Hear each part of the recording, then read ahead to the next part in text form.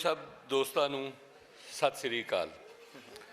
तो असी जिहड़ा है ना प्रोग्राम जिहड़ा है तुहानूं पता है कि असी अनपढ़ता के हवाले नाल गल करनी है कि अनपढ़ता जिहड़ी है वो वैसे तो पाकिस्तान दे विच एक NGO ने एक जमाने फीलर छड्डिया सी कि पाकिस्तान 2.5 करोड़ बच्चा जिहड़ा स्कूलों बाहर है, हुण वो पूरा पाकिस्तान ही उस फीलर के मगर लगा है।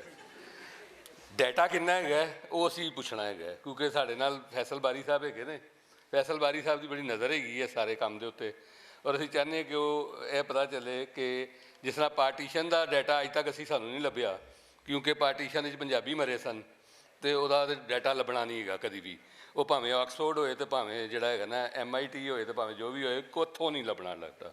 वो तो कहना लाइब्रेरियां हैगियां ने लेकिन डाटा अज तक पार्टीशन च मरे लोगों का औरतों नाल की होया इहदा किसी कोल डाटा जिहड़ा है पक्का नहीं है। और फिर डाटा वो हुंदा है जिहड़ा मैं तलीम दे नाल भी जोड़ांगा कि जिहड़ा तुहानूं डिस्ट्रिक्ट तक तहसील तक पता होए। यह नहीं है कि जी इन्ने लख बंदा मर गया पंजाब दे विच, यह नहीं डाटा है। डाटा है अमृतसर किन्ने बंदे मरे, अपना लाहौर किन्ने मरे। फिर इस तरह जिहड़ा है साडा डाटा इहदा कि जी किन्ने बच्चे जिहड़े हैगे ने उन्हां दी उम्र हो जाती है और उन्हें स्कूल जाना हुंदा वो किन्ने ने, और फिर उन्हां चों किन्ने स्कूल जाते हैं, और फिर उन्होंने जो किन्ने 5वीं तो बाद क्योंकि मैं जो डाटा देखा 2008-10 का वो 5वीं तो बाद बहुत वड्डा एक गैप है, वो बहुत ही वड्डा गैप है कि मतलब है कि अगर 2.25 करोड़ बच्चा पढ़ रहा है तो एकदम जोड़ा है ना कुछ 56 लाख बंदा जो बच्चा जोड़ा है वो पढ़ रहा है 6वीं के। हुण वो जो बहुत सारे क्योंकि एक पासे असीं कहने 40% साडी जी एजुकेशन है वो चली गई है प्राइवेट के कोल, जिहदे चो माड़े प्राइवेट तो लैके तो शराफिया थोड़ा चंक है लेकिन ज़्यादा छोटे प्राइवेट स्कूल है तो वो उत्थे भी जाते होणगे। सो सानू ये भी नहीं देखना है कि मतलब किहड़े डिस्ट्रिक्ट है ने जिन्हां च ज़्यादा मसला है। जदों वो देखोगे तो फिर जाके अनपढ़ता का सवाल उठेगा।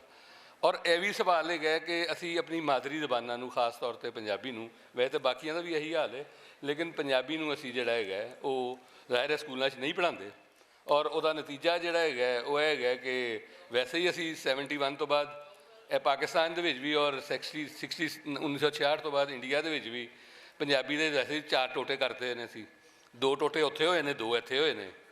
उत्थे जिहड़ा है तुसीं एक हरियाणवी बनाती तो एक डोगरी बनाती, इत्थे तुसीं सराइकी बनाती और हिंदको बनाती और ज़ियाउल हक के दौर च बनाई, किसी असैम्बली ने डिबेट नहीं की। और अज तक तुसीं देखो कि इन्हां चार जिहड़े टोटे कीते उहदे ते एक रिसर्च पेपर नहीं है, ना उधर ना इधर। बई तुसीं अगर वाकई सीरीयस हो, इसदा मतलब तुसीं सीरीयस नहीं है, तुसीं सिर्फ जिहड़ा है ना प्ले कर रहे हो। अगर तुसीं सीरीयस हो तो चलो कोई रिसर्च का काम होंदा है, सामने आता है, तुहानूं पता चलता है कि जबान और लहजा जिहड़ा है वो किस तरह किस बुनियाद पर अलग होंदा है। ठीक है तुसीं करो यार। और एक होर जिहड़ा मसला बहुत अहम है वो है कि साडी तालीम जिहड़ी हैगी है वो बुनियादी तौर पर स्किल नहीं दिंदी। जिहड़ी साडी 5वीं तो लैके 10वीं तक की तालीम है, अगर वो बच्चों को स्किल एजुकेशन दिओ तो मेरा ख्याल है कि ज़्यादा लोग जिहड़ा है वो स्कूलों के आ सकते हैं, क्योंकि तुसीं स्किल नहीं देंदे, तुसीं सिर्फ उन्होंने पढ़ाई जाते हो, वो अजीबो गरीब चीज़ां पढ़ते रहते हैं। कुछ नज़रिया पाकिस्तान पाता है तुसीं, कुछ भी जिहड़ा है होर चीज़ां पातियां ने, कोई उर्दू के शायर पाते हैं। वो पढ़ी 10वीं तक आया हुआ बच्चा जिहड़ा है वो मार्केट के वास्ते बिल्कुल एक निकम्मा बच्चा होंदा है। पहले उन्होंने जदों थोड़ा मसला है थोड़े स्कूल होंदे सन उसले तो चलो यह भी हो जाता कि उन्होंने कोई एक जबान आ जाती सी। हुण जिहड़ा है वो 10वीं कीते हुए बच्चे नूं एक जबान भी नहीं आती, कोई नहीं, इंग्लिश भी नहीं आती, उर्दू भी नहीं आती। बस ये जिहड़े 5-10% अशराफिया के स्कूल है ने बस उही है ने जिहड़े थोड़ी बहुत उन्होंने अंग्रेजी आ जाती, बाकी फर्क है काम। तो मेरा ख्याल है कि प्रोग्राम जिहड़ा है वो असीं बारी साहब दे नाल ही शुरू करांगे, और असीं चाहते हैं कि ये डाटा वाला सवाल जिहड़ा है तुसीं जरा इहदे ते क्योंकि नज़र तुहाडी हैगी और तुसीं सानूं अपडेट भी कर सकते हो। बहुत शुक्रिया जी, अस्सलाम वालेकुम। बुलाने का भी बड़ी मेहरबानी। डेटा का सवाल जिहड़ा है ना जी वो किसी हद तक तो बड़ा सिंपल भी है। इस तरह के सानू सब तो बेहतर डेटा जिहड़ा मिलता है जिहड़ा तहसील ते थल्ले मौजे तक जाता है वो मिलता है हमेशा सेंसस तो। सो सेंसस हुनी होया पिछला, वो बंदे कुछ उहदे च कंट्रोवर्सी वगैरह भी है, लेकिन यह गल तो पक्की है कि उहदे चों जिहड़े नंबर आए ने 26 मिलियन जिहड़े तुसीं गल कर रहे हो 26.5 मिलियन की, यह उस डेटा तो नंबर आए।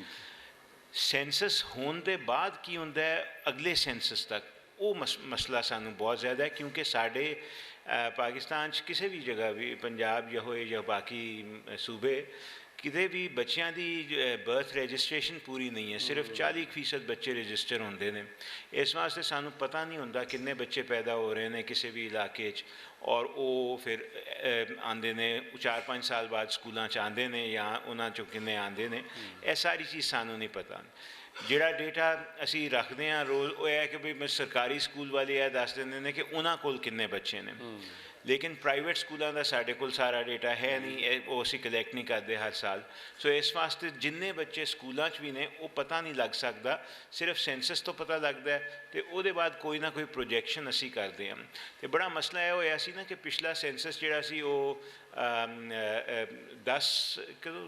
2010 ਦਾ ਸੀ ਪਿਛਲਾ ਸੈਂਸਸ, ਨਹੀਂ ਉਸ ਤੋਂ ਪਹਿਲੇ ਜੀ, ਹਾਂ ਉਸ ਤੋਂ ਪਹਿਲੇ 10-11 'ਚ ਹੋਇਆ ਸੀ, 98 ਹਾਂ ਬਿਲਕੁਲ ਸਹੀ, 98 ਸੈਂਸਸ ਹੋਇਆ ਸੀ ਨਾ।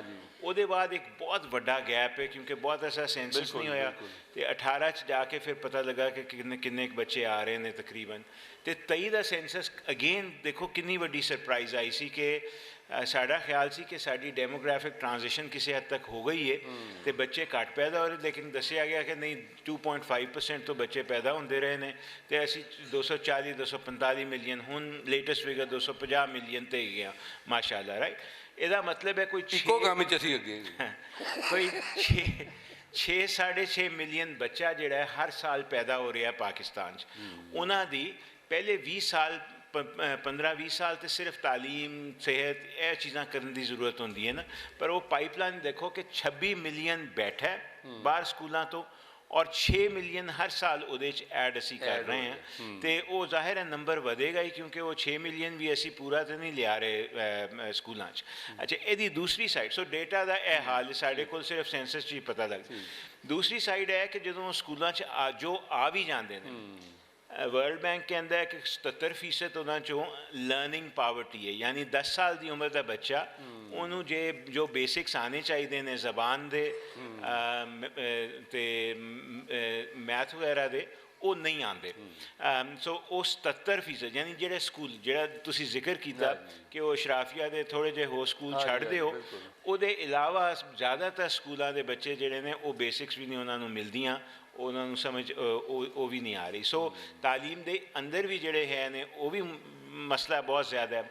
ਅੱਛਾ, ਤੀਸਰੀ ਗੱਲ ਤੁਸੀਂ ਡਰੋਪ ਆਊਟ ਦੀ ਕੀਤੀ ਸੀ, ਉਹਦਾ ਬਹੁਤ ਵੱਡਾ ਇੱਕ ਮਸਲਾ ਹੈ ਕਿ ਦੇਖੋ ਪਹਿਲੀ ਤੋਂ 5ਵੀਂ ਤੱਕ ਜਿਹੜੇ ਨੇ ਪ੍ਰਾਇਮਰੀ ਸਕੂਲ ਜਿਨ੍ਹਾਂ ਨੂੰ ਅਸੀਂ ਕਹਿੰਦੇ ਹਾਂ, ਉਹ ਹਕੂਮਤ ਨੇ ਵੀ ਕਾਫੀ ਬਣਾਏ ਸੀ। ਪੰਜਾਬ ਦੀ ਐਗਜ਼ਾਮਪਲ ਲਓ ਕਿ ਇੱਥੇ ਕੋਈ 50,000 ਸਕੂਲ ਹੈ ਹਕੂਮਤ ਦਾ ਪੂਰੇ ਸੂਬੇ 'ਚ, ਕੋਈ 1200-1300 ਪਰ ਡਿਸਟ੍ਰਿਕਟ ਹੈਗਾ ਤਕਰੀਬਨ ਸਕੂਲ, ਲੇਕਿਨ ਉਹਨਾਂ 'ਚੋਂ 36 ਜਾਂ 38,000 ਸਿਰਫ ਪ੍ਰਾਇਮਰੀ ਸਕੂਲ ਹੈ, ਅਤੇ ਜਿਹੜੇ ਹਾਈ ਸਕੂਲ ਔਰ ਹਾਇਰ ਸੈਕੰਡਰੀ ਵਗੈਰਾ ਕਹਿੰਦੇ ਨੇ ਉਹ ਤਾਂ ਬਹੁਤ ਥੋੜ੍ਹੇ ਸਕੂਲ ਹੋ ਗਏ। ਔਰ ਫਿਰ ਪ੍ਰਾਇਮਰੀ ਤੱਕ ਤੇ 5ਵੀਂ ਤੱਕ ਤੇ ਬੱਚੇ ਬੱਚੀਆਂ ਇਕੱਠੇ ਸਕੂਲ ਪੜ੍ਹ ਸਕਦੇ ਨੇ, ਪਰ ਗਵਰਨਮੈਂਟ ਪਾਲਿਸੀ ਹੁਣ ਕਹਿ ਰਹੀ ਹੈ ਕਿ ਬਈ 6ਵੀਂ ਤੋਂ ਜਾਂ ਅਲੱਗ ਕਰ ਦਿਓ ਜਾਂ 8ਵੀਂ ਤੋਂ ਅਲੱਗ ਕਰ ਦਿਓ, ਔਰ ਲੜਕੀਆਂ ਦੇ ਸਕੂਲ ਵੈਸੇ ਹੀ ਘੱਟ ਨੇ, ਤਾਂ ਉਹ ਹੋਰ ਜ਼ਿਆਦਾ ਮੁਸ਼ਕਿਲ ਹੋ ਜਾਂਦਾ ਹੈ ਕਿ ਬੱਚੀ ਜਿਹੜੀ ਹੈ ਜਦੋਂ ਉਹ 5ਵੀਂ ਤੋਂ 6ਵੀਂ 'ਚ ਨਵੇਂ ਸਕੂਲ ਜਾਣਾ ਹੈ, ਉਹ ਪਿਊਬਰਟੀ ਵੀ ਉਸੇ ਵੇਲੇ ਤਕਰੀਬਨ ਵੱਡੀ ਵੀ ਹੋ ਰਹੀ ਹੈ, ਖਤਰਾਤ ਵੀ बढ़ते ਨੇ, ਸਾਡੀ ਸੁਸਾਇਟੀ 'ਚ ਹੁਣ ਸੇਫਟੀ ਦੇ ਵੀ ਹਾਲਾਤ ਇਸ ਤਰ੍ਹਾਂ ਨੇ, ਉਸ ਵੇਲੇ ਹੀ ਉਹਦਾ ਸਕੂਲ ਵੀ ਬਹੁਤ ਦੂਰ ਹੋ ਜਾਂਦਾ, ਅਤੇ ਫਿਰ ਡਰੋਪ ਆਊਟ ਤੇ ਹੋਏਗਾ, ਫਿਰ ਨਾ ਅਸੀਂ ਕੋਈ ਟਰਾਂਸਪੋਰਟ ਦੇਣੀ ਹੈ, ਨਾ ਅਸੀਂ ਕੋਈ ਹੋਰ ਬੱਚੀਆਂ 'ਚ ਇਸ ਵਾਸਤੇ ਜ਼ਿਆਦਾ, ਦੋਨਾਂ 'ਚ ਕਾਫੀ ਹੈ। ਬੱਚੀਆਂ ਦੀ ਵਜ੍ਹਾ ਫਰਕ ਹੈ, ਮੁੰਡਿਆਂ ਦੀ ਵਜ੍ਹਾ ਇਹ ਕਿ ਉਹਨਾਂ ਨੂੰ ਕੰਮ ਕੇ ਲਾਉਣ ਦਾ ਇਰਾਦਾ ਹੁੰਦਾ ਹੈ ਨਾ, ਅਤੇ ਉਹਨਾਂ 'ਤੇ ਉਹ ਪ੍ਰੈਸ਼ਰ ਜ਼ਿਆਦਾ ਆਉਂਦਾ ਕਿ ਜੀ ਤੁਸੀਂ ਕੰਮ 'ਤੇ ਲੱਗੋ। ਬੱਚੀਆਂ ਦੇ ਪ੍ਰੈਸ਼ਰ ਹੋ ਰਹੇ ਗਏ ਨੇ, ਉਹਨਾਂ ਦੀ ਵਜ੍ਹਾ ਇਹ ਹੋ ਰਹੀ ਹੈ ਕਿ ਉਹ ਸਕੂਲ ਨਹੀਂ ਗਏ, ਦੂਰ ਬਹੁਤ ਨੇ, ਜਾਂ ਮਸਲੇ ਮਸਾਇਲ ਹੋ ਰਹੇ ਗਏ ਨੇ। ਸੋ ਦੋਨੋਂ ਵਜੂਹਾਤ ਫ਼ਰਕ ਨੇ, ਪਰ ਹੋ ਦੋਨੋਂ ਜਗ੍ਹਾ ਰਿਹਾ ਇਹ ਚੀਜ਼। ਸੋ ਇਹ ਬੇਸਿਕਸ ਨੇ ਜੀ ਡੇਟਾ ਦੀਆਂ। ਲੇਕਿਨ ਤੁਹਾਨੂੰ ਲੱਗਦਾ ਕਿ ਅਗਰ ਸਕਿੱਲ ਐਜੂਕੇਸ਼ਨ ਹੈ 5ਵੀਂ ਤੋਂ 10ਵੀਂ ਤੱਕ ਇੰਟਰੋਡਿਊਸ ਕਰਾਉਣ, ਇਹ ਜੋ ਕੁਛ ਪੜ੍ਹਾਇਆ ਜਾਂਦਾ ਫਜ਼ੂਲ ਕਿਸਮ ਦੀ ਚੀਜ਼ਾਂ ਸਾਨੂੰ, ਉਸ ਤੋਂ ਬਗੈਰ ਜਿਹੜਾ ਹੈਗਾ ਤੁਸੀਂ ਉਹਨਾਂ ਨੂੰ ਮਤਲਬ ਹੈ ਕਿ ਇੱਕ ਸਕਿੱਲ ਐਜੂਕੇਸ਼ਨ ਦਿਓ ਅਤੇ ਉਹ ਇੱਕ ਪ੍ਰੋਡਕਟਿਵ ਸ਼ਹਿਰੀ ਬਣ ਕੇ ਨਹੀਂ ਨਿਕਲੇਗਾ।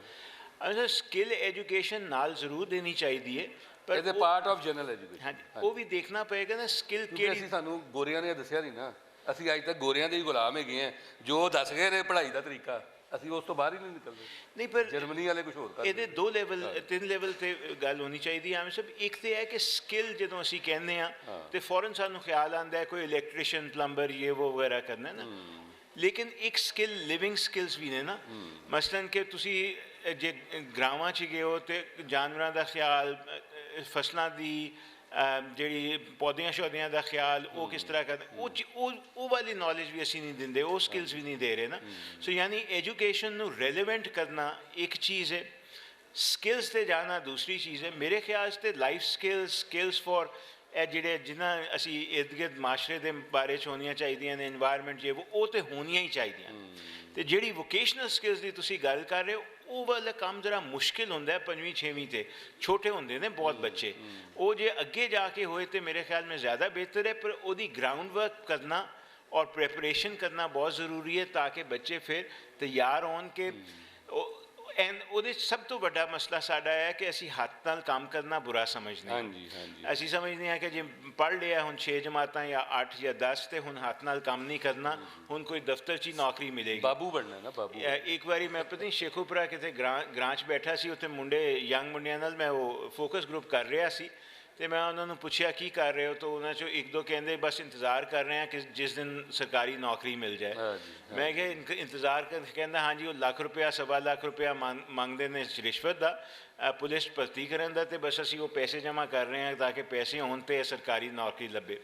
ਹਾਲਾਂਕਿ ਉੱਥੇ ਉਸ ਇਲਾਕੇ 'ਚ ਇੰਨੇ ਬਾਗ ਸੀ ਅਮਰੂਦ ਦੇ, ਬਾਕੀ ਕੰਮ ਬਹੁਤ ਕੰਮ ਸੀ, ਪਰ ਉਹ ਨਹੀਂ ਕਰਨਾ, ਸਿਰਫ ਇਹ ਸਰਕਾਰੀ ਨੌਕਰੀ ਜਿੱਥੇ ਇਹ ਪਾਵਰ ਵੀ ਹੋਏ ਅਤੇ ਬਾਬੂ ਵੀ ਬਣੀਏ, ਉਹ ਚੀਜ਼ ਬਹੁਤ ਜ਼ਿਆਦਾ ਹੈ। ਤਾਂ ਉਹ ਕਲਚਰ ਵੀ ਚੇਂਜ ਕਰਨ ਦੀ ਲੋੜ ਹੈ ਕਿ ਬਈ ਹੱਥ ਨਾਲ ਕੰਮ ਜਿਹੜਾ ਉਹ ਕਿਸੇ ਤਰ੍ਹਾਂ ਵੀ ਇੱਜ਼ਤ ਨਹੀਂ ਕੰਮ ਕਰਦਾ ਨਾ, ਉਹ ਬਲਕਿ ਹੋਰ ਬਿਹਤਰ ਕੰਮ, ਉਹਨੂੰ ਪਹਿਲੇ ਸਕੂਲਾਂ 'ਚ ਇੰਟਰੋਡਿਊਸ ਕਰਨਾ ਬਹੁਤ ਜ਼ਰੂਰੀ ਹੈ ਤਾਂ ਕਿ ਸਾਨੂੰ ਥੋੜ੍ਹਾ ਜਿਹਾ ਉਹ ਕਲਚਰ ਵੀ ਚੇਂਜ ਹੋਣਾ ਸ਼ੁਰੂ ਹੋਏ।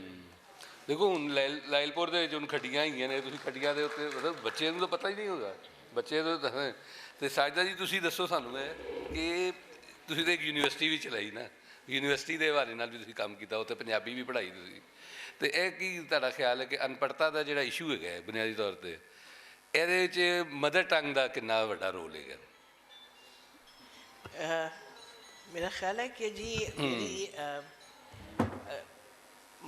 मसला यह है कि जिहड़ा स्कूल जाता है बच्चा, वो भी बुनियादी तौर पर उत्ते अनपढ़ ही होता है, उतों अनपढ़ निकलता है, ज़्यादा अनपढ़ हो जाता है।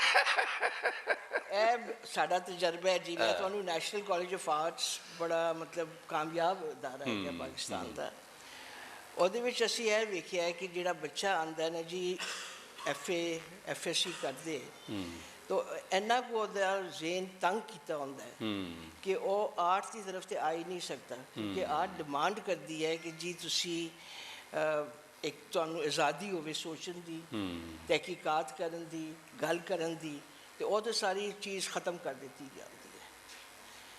ਫਿਰ ਇੱਕ ਹੋਰ ਵੀ ਅਸੀਂ ਵੇਖੀਏ ਚੀਜ਼ ਕਿ ਜਿਹੜਾ ਬੱਚਾ ਆਉਂਦਾ ਹੈ ਨਾ ਜੀ ਛੋਟੇ ਸ਼ਹਿਰਾਂ ਤੋਂ, ਉਹ ਫਿਰ ਵੀ ਅੱਛਾ ਹੁੰਦਾ ਹੈ, ਅਤੇ ਉਹ ਜਦ ਮੁਕਾਬਲੇ ਵਿੱਚ ਆਉਂਦਾ ਹੈ ਗ੍ਰਾਮਰ ਸਕੂਲ ਦੇ ਬੱਚਿਆਂ ਦੇ ਸਾਹਮਣੇ ਜਾਂ ਬੀਕਨ ਹਾਊਸ ਜਾਂ ਜਿਹੜੇ ਅੰਗਰੇਜ਼ੀ ਸਕੂਲ ਨੇ, ਐਲੀਟ ਸਕੂਲਸ, ਅਤੇ ਉਹ ਹਮੇਸ਼ਾ ਉਸ ਤੋਂ ਬਿਹਤਰ ਪਰਫੋਰਮ ਕਰਦਾ ਹੈ। ਅਤੇ ਅਸੀਂ ਇੱਕ ਲੈਵਲ 'ਤੇ ਜ਼ਿਆਦਾ ਕੰਪਰੋਮਾਈਜ਼ ਵੀ ਕਰਦੇ ਹਾਂ, ਕਿਉਂਕਿ ਸਾਡੇ ਮਤਲਬ ਉੱਥੇ NCA ਵਿੱਚ ਸਾਰੇ ਮੁਲਕ ਤੋਂ ਬੱਚੇ ਆਉਂਦੇ ਨੇ, ਅਤੇ ਅਸੀਂ ਜਿਹੜੇ ਫਾਟਾ ਤੋਂ ਬੱਚੇ ਆਉਂਦੇ ਸਨ ਉੱਥੇ ਅਸੀਂ ਕੰਪਰੋਮਾਈਜ਼ ਵੀ ਕਰਦੇ ਸਨ, ਕਿਉਂਕਿ ਉਹ ਅੰਗਰੇਜ਼ੀ ਨਹੀਂ ਪਾਸ ਕਰ ਸਕਦੇ। ਬਿਲਕੁਲ ਬਿਲਕੁਲ। ਸੋ ਅੰਗਰੇਜ਼ੀ ਅਸੀਂ ਫੈਸਲਾ ਕੀਤਾ ਜੀ ਇਹਨੂੰ ਤਾਂ ਇੱਕ ਪਾਸੇ ਰੱਖੋ, ਅਤੇ ਅਸੀਂ ਕੋਸ਼ਿਸ਼ ਇਹ ਕਰਦੇ ਸਾਂ ਕਿ ਆਪਣੇ ਕਲਚਰ ਜਾਂ ਆਪਣਾ ਜਿਹੜਾ ਮਾਹੌਲ ਹੈ ਉਹਦੇ ਬਾਰੇ ਵਿੱਚ ਅਸੀਂ ਉਹਨਾਂ ਨੂੰ ਜ਼ਰਾ ਪੁੱਛਾਂ ਕਿ ਜੀ ਉਹਨਾਂ ਨੂੰ ਕੀ ਕੁਛ ਪਤਾ ਉਸ ਚੀਜ਼ ਦੇ ਬਾਰੇ ਵਿੱਚ। ਅਤੇ ਇਹ ਤਿੰਨੋਂ ਚੀਜ਼ਾਂ ਦਾ ਕਹਿਣ ਦਾ ਮਤਲਬ ਇਹ ਹੈਗਾ ਕਿ ਸਕੂਲਾਂ ਵਿੱਚ ਜਿਹੜਾ ਬੱਚਾ ਮਤਲਬ ਜਿਹੜਾ ਕੁਛ ਪੜ੍ਹਾਉਂਦੇ ਪਏ ਨੇ ਉੱਥੇ, ਖਾਸ ਤੌਰ ਦੇ ਉੱਤੇ ਜਿਹੜਾ ਸਿੰਗਲ ਹੁਣ ਕੈਰੀਕੂਲਮ ਵੀ ਆ ਗਿਆ। ਹਾਂਜੀ ਹਾਂਜੀ ਹਾਂਜੀ ਹਾਂਜੀ। ਫਿਰ ਅਸੀਂ ਸਕੂਲਾਂ ਵਿੱਚ ਜ਼ਿਆਦਾ ਵੀ ਬੜਾ ਕੰਮ ਕੀਤਾ ਹੈ, ਸਿੰਗਲ ਨੈਸ਼ਨਲ ਡਰਾਮਾ ਜਿਹੜਾ ਸੀ। ਹਾਂਜੀ ਬਿਲਕੁਲ ਜੀ। ਫਿਰ ਅਸੀਂ ਸਕੂਲਾਂ ਵਿੱਚ ਇਹ ਕੰਮ ਕੀਤਾ ਸੀ ਕਿ ਕਾਫੀ ਅਸੀਂ ਇੱਕ ਪ੍ਰੋਜੈਕਟਸ ਕੀਤੀਆਂ ਨੇ ਕਿ ਜਿੱਥੇ ਸਾਡੀ ਕੋਸ਼ਿਸ਼ ਇਹ ਸੀ ਕਿ ਜਿਹੜੀ ਉੱਥੇ ਜ਼ਿਆਦਾ ਕਲਚਰ ਨੂੰ ਇੰਟੀਗ੍ਰੇਟ ਕੀਤਾ ਜਾਏ ਅਤੇ ਉੱਥੇ ਪੜ੍ਹਾਇਆ ਜਾਏ ਜਾਂ ਵੇਖਿਆ ਜਾਏ ਕਿ ਕਿਸ ਤਰ੍ਹਾਂ ਮਤਲਬ ਕੀ ਰਿਸਪੌਂਸ ਬੱਚਿਆਂ ਦਾ ਹੈਗਾ। ਇੱਕ ਜਿਹੜੀ ਚੀਜ਼ ਸਾਹਮਣੇ ਆਉਂਦੀ ਹੈ ਕਿ ਜਿਹੜਾ ਇਲਮ ਮਾਸ਼ਰੇ ਵਿੱਚ ਮੌਜੂਦ ਹੈਗਾ ਉਹਨੂੰ ਅਸੀਂ ਪਛਾਣਿਆ ਹੀ ਨਹੀਂ, ਸਿਰੇ ਤੋਂ ਪਛਾਣਿਆ ਨਹੀਂ। ਅਤੇ ਜਿਹੜੀ ਤੁਸੀਂ ਯੂਨੀਵਰਸਿਟੀ ਗੱਲ ਕੀਤੀ, ਯੂਨੀਵਰਸਿਟੀ ਬਣਾਉਣ ਦੀ ਗੱਲ ਕੀਤੀ ਹੈ, ਅਸੀਂ ਉੱਥੇ ਐਸੀ ਚੀਜ਼ ਦੀ ਬੁਨਿਆਦ ਰੱਖੀ ਕਿ ਜਿਹੜੇ ਦੋ ਸਟਰੀਮਸ ਹੈਗੇ ਨੇ ਮਤਲਬ ਇਲਮ ਦੇ, ਇੱਕ ਜਿਹੜੇ ਕਿਤਾਬਾਂ ਅਤੇ ਇੱਕ ਕੰਟੈਂਪਰਰੀ ਸੋਰਸਿਸ ਤੋਂ ਆਉਂਦੇ ਨੇ, ਅਤੇ ਦੂਸਰਾ ਜਿਹੜੀ ਸਾਡੀ ਰਵਾਇਤੀ ਸੋਰਸਿਸ ਤੋਂ ਆਉਂਦੇ ਨੇ, ਉਹ ਦੋਨਾਂ ਦਾ ਫਾਇਦਾ ਉਠਾਇਆ ਜਾਏ। ਅਤੇ ਜਿਹੜਾ ਤੁਹਾਡਾ ਮਤਲਬ ਇੱਕ ਰਵਾਇਤੀ ਸੋਰਸ ਤੋਂ ਆਉਂਦਾ ਹੈ ਉਸਨੂੰ ਤਾਂ ਅਸੀਂ ਬਿਲਕੁਲ ਰੱਦ ਕੀਤਾ, ਬਿਲਕੁਲ ਸ਼ੁਰੂ ਤੋਂ ਰੱਦ ਕਰ ਦਿੱਤਾ, ਕਿਉਂਕਿ ਇਹ ਮਤਲਬ ਤੁਹਾਨੂੰ ਪਤਾ ਹੈ ਕਿ ਅੰਗਰੇਜ਼ਾਂ ਦੀ ਕਾਫੀ ਗੱਲ ਹੋ ਚੁੱਕੀ ਹੈ, ਲੇਕਿਨ ਉਹਨਾਂ ਦੇ ਬਾਅਦ ਵੀ ਜਦ ਸਾਨੂੰ ਆਜ਼ਾਦੀ ਵੀ ਮਿਲੀ ਅਸੀਂ ਉਸੇ ਤਰੀਕੇ ਨਾਲ ਚੱਲੇ ਹਾਂ। ਹੁਣ ਯੂਨੀਵਰਸਿਟੀਜ਼ ਅਗਰ ਇਹ ਚੀਜ਼ ਨਹੀਂ ਪਛਾਣ ਸਕਦੀਆਂ ਕਿ ਇਲਮ ਕਿੱਥੇ ਹੈਗਾ, ਤੁਹਾਨੂੰ ਛੋਟੀ ਜਿਹੀ ਇੱਕ ਮਿਸਾਲ ਦਿੰਦੀ ਹਾਂ ਕਿ ਮਸਲਨ ਆਰਟ ਵਿੱਚ ਹੈ ਫਰੈਸਕੋ ਪੇਂਟਿੰਗ ਹੁੰਦੀ ਹੈ, ਜਿਹੜਾ ਤੁਸੀਂ ਦੀਵਾਰਾਂ ਉੱਤੇ ਵੇਖੀ ਹੋਏਗੀ, ਕੈਲੀਗ੍ਰਾਫੀ ਹੈਗੀ ਹੈ, ਬਹੁਤ ਸਾਰੀ ਇਸ ਕਿਸਮ ਦੀ ਇਲਮ ਹੈਗੀ। ਅਤੇ ਇਹ ਜਿਹੜੇ ਉਸਤਾਦ ਹਜ਼ਰਾਤ ਨੇ ਅੰਗਰੇਜ਼ੀ ਤਾਂ ਨਹੀਂ ਬੋਲਦੇ, ਠੀਕ ਹੈ ਜੀ, ਲੇਕਿਨ ਇਲਮ ਉਹਨਾਂ ਦੇ ਕੋਲ ਬਹੁਤ ਹੁੰਦਾ ਹੈ। ਹੁਣ ਤੁਸੀਂ ਇਲਮ ਉਹ ਲਿਆਂਦੇ ਨਹੀਂ ਹੈਗੇ ਯੂਨੀਵਰਸਿਟੀਜ਼ ਵਿੱਚ ਕਿਉਂਕਿ ਉਹ ਅੰਗਰੇਜ਼ੀ ਨਹੀਂ ਬੋਲਦੇ, ਉਹਨਾਂ ਕੋਲ ਡਿਗਰੀਜ਼ ਨਹੀਂ ਹੈਗੀਆਂ, ਅਤੇ ਇਹ ਸਾਰੇ ਮਸਲੇ ਨੂੰ ਕਿਸੇ ਤਰੀਕੇ ਨਾਲ ਰਿਜ਼ੋਲਵ ਕਰਨ ਦੀ ਲੋੜ ਹੁੰਦੀ ਹੈ। ਅਤੇ ਅਸੀਂ ਤਾਂ NCA ਤੋਂ ਸ਼ੁਰੂ ਕੀਤਾ, ਲੇਕਿਨ ਯੂਨੀਵਰਸਿਟੀ ਵਿੱਚ ਇਹ ਪੱਕੀ ਤਰੀਕੇ ਨਾਲ ਇੱਕ ਬੁਨਿਆਦ ਰੱਖੀ ਕਿ ਇਹਨਾਂ ਦੇ ਜਿਹੜੇ ਉਸਤਾਦ ਹੈਗੇ ਨੇ ਉਹਨਾਂ ਨੂੰ ਅਸੀਂ ਆਪਣੇ ਨਾਲ ਸ਼ਾਮਿਲ ਕਰਨਾ ਹੈ, ਉਹਨਾਂ ਨੂੰ ਉਹੀ ਰੁਤਬਾ ਦੇਣਾ ਹੈ ਜਿਹੜਾ ਇੱਕ ਪ੍ਰੋਫੈਸਰਸ ਨੂੰ ਮਿਲਦਾ ਹੈ, ਉਹਨਾਂ ਨੂੰ ਟੋਟਲੀ ਇੰਟੀਗ੍ਰੇਟ ਕਰਨਾ ਹੈ, ਅਤੇ ਉਹਨਾਂ ਕੋਲੋਂ ਜਿਹੜਾ ਇਲਮ ਹੈਗਾ ਉਹ ਨਾਲ ਨਾਲ ਕੰਟੈਂਪਰਰੀ ਵੀ ਹੋਏ, ਸਿਖਾਏ ਮਤਲਬ ਹੁੰਦਾ ਹੈ ਉੱਥੇ ਚੱਲਦਾ ਰਹਿੰਦਾ ਹੈ, ਅਤੇ ਇਹ ਇਲਮ ਦੀ ਸਟਰੀਮ ਵੀ ਨਾਲ ਨਾਲ ਚਲਾਉਣੀ ਹੈਗੀ ਹੈ।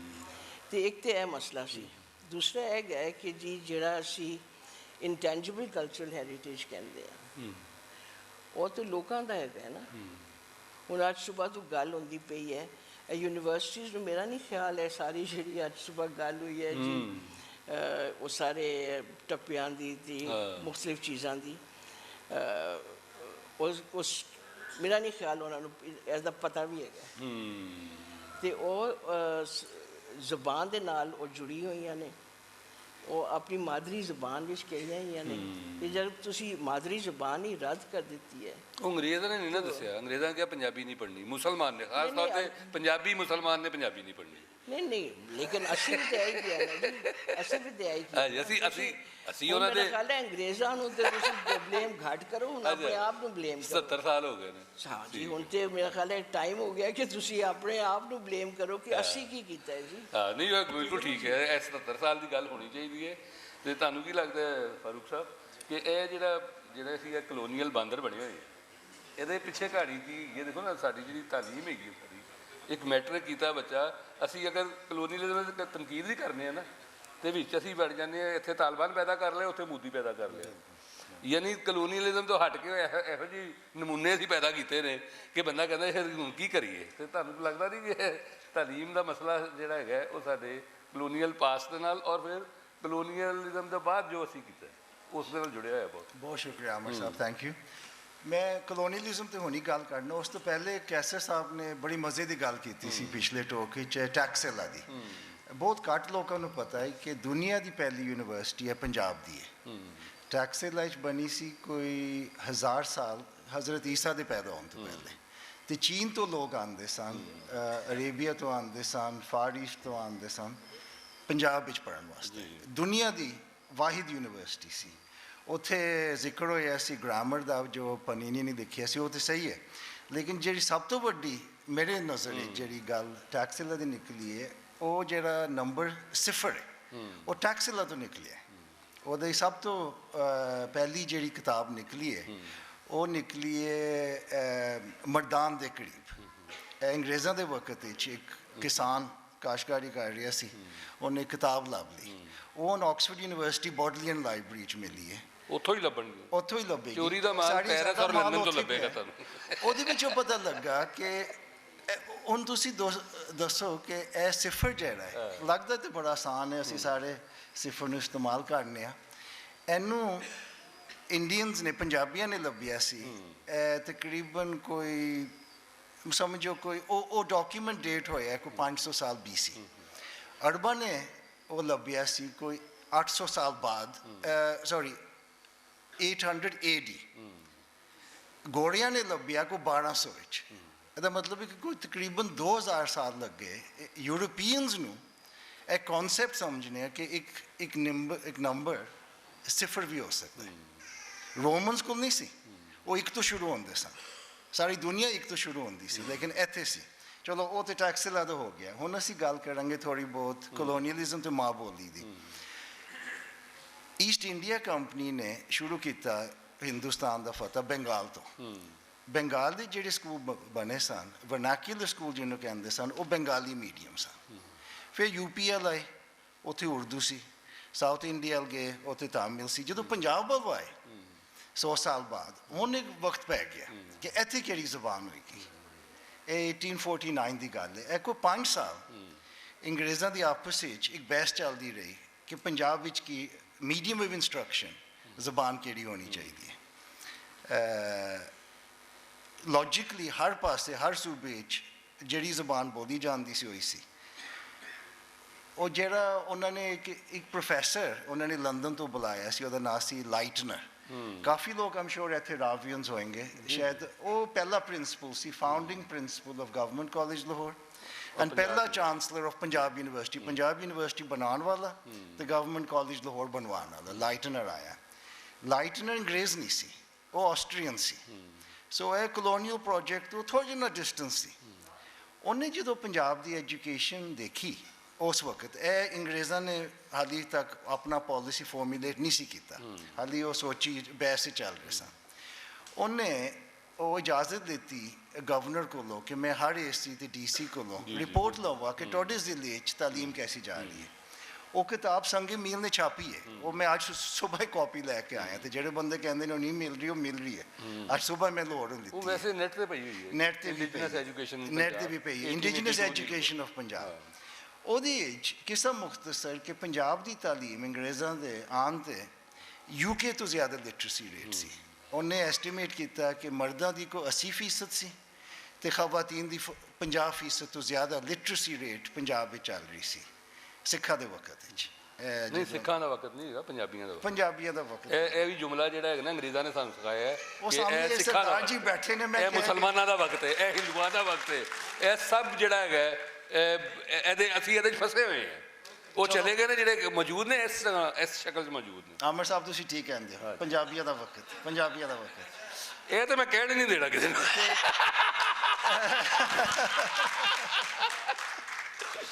ਤੇ ਉਹਨਾਂ ਨੇ ਕਿਸਮ ਮੁਖਤਸਰ ਕਿ ਉਹਨਾਂ ਨੇ ਇੱਕ ਪਾਲਿਸੀ ਬਣਾਈ, ਕਿਉਂਕਿ ਪੰਜਾਬ ਉਦੋਂ ਬਹੁਤ ਤਕੜਾ ਸੀ ਤੇ ਬਹੁਤ ਵੱਡਾ ਸੀ। ਦਿੱਲੀ ਤੋਂ ਲੱਗ ਕੇ ਪਸ਼ਾਵਰ ਵੀ ਗਿਣਿਆ ਜਾਂਦਾ ਸੀ ਉਦੋਂ ਪਸ਼ਾਵਰ। ਉਹਨਾਂ ਨੇ ਸੋਚਿਆ ਕਿ ਮੁਸਲਮਾਨ ਪੰਜਾਬੀਆਂ ਨੂੰ ਉਹਨਾਂ ਨੇ ਕਿਹਾ ਕਿ ਤੁਹਾਡੀ ਜ਼ਬਾਨ ਉਰਦੂ ਹੈ। ਉਹ ਸਿੱਖਾਂ ਨੂੰ ਕਿਹਾ ਕਿ ਤੁਸੀਂ ਗੁਰਮੁਖੀ ਪੰਜਾਬੀ 'ਚ ਪੜ੍ਹ ਸਕਦੇ ਹੋ। ਹਿੰਦੂ ਪੰਜਾਬੀਆਂ ਨੂੰ ਕਿਹਾ ਕਿ ਤੁਹਾਡੀ ਜ਼ਬਾਨ ਹਿੰਦੀ ਹੈ। ਕਿਸਮ ਮੁਖਤਸਰ 100 ਸਾਲ ਬਾਅਦ ਹਰਿਆਣਾ, ਈਸਟ ਪੰਜਾਬ, ਵੈਸਟ ਪੰਜਾਬ, ਉਹ ਐਗਜ਼ੈਕਟਲੀ ਜੋ ਅੰਗਰੇਜ਼ਾਂ ਨੇ ਜ਼ਬਾਨ ਸਾਡਾ ਬਣਾ ਗਏ, ਉਹ ਬਣਾ ਗਏ। ਉਹੀ ਸਾਡਾ ਬਣ ਗਿਆ। ਵੈਸੇ ਆਪਣਾ ਬਾਜਵਾ ਸਾਹਿਬ ਜਿਹੜੀ ਬੰਗਾਲੀ ਲਾਈ ਨਾ ਉਹਨਾਂ ਨੇ, ਤੇ ਬੰਗਾਲੀ ਤੁਹਾਨੂੰ ਸ਼ਾਇਦ ਪਤਾ ਹੋਏ ਕਿ ਉਸ ਵੇਲੇ ਜਦੋਂ ਅੰਗਰੇਜ਼ ਆਏ ਤੇ ਇੱਕ ਵੱਡੀ ਤਾਦਾਦ ਦੇ ਵਿੱਚ ਬੰਗਾਲੀ ਜਿਹੜੀ ਹੈ ਉਹ ਪਰਸ਼ੀਅਨ ਸਕ੍ਰਿਪਟ 'ਚ ਲਿਖੀ ਜਾਂਦੀ। ਜੀ ਜੀ, ਉਹ ਉਹਨਾਂ ਨੇ ਬੰਦ ਕਰਤਾ। ਉਹਨਾਂ ਨੇ ਸਕ੍ਰਿਪਟ ਇਹ ਨਹੀਂ ਬਾਕੀਆਂ ਨਾਲ ਕੀਤਾ। ਉਹਨਾਂ ਨੇ ਸਿੰਧੀਆਂ ਨੂੰ ਕਿਹਾ ਕਿ ਤੁਸੀਂ ਨਸਤਾਲੀ ਦੇਵਨਾਗਰੀ ਬੰਦ ਕਰਤਾ ਸਿੰਧੀਆਂ ਦਾ ਸਕ੍ਰਿਪਟ।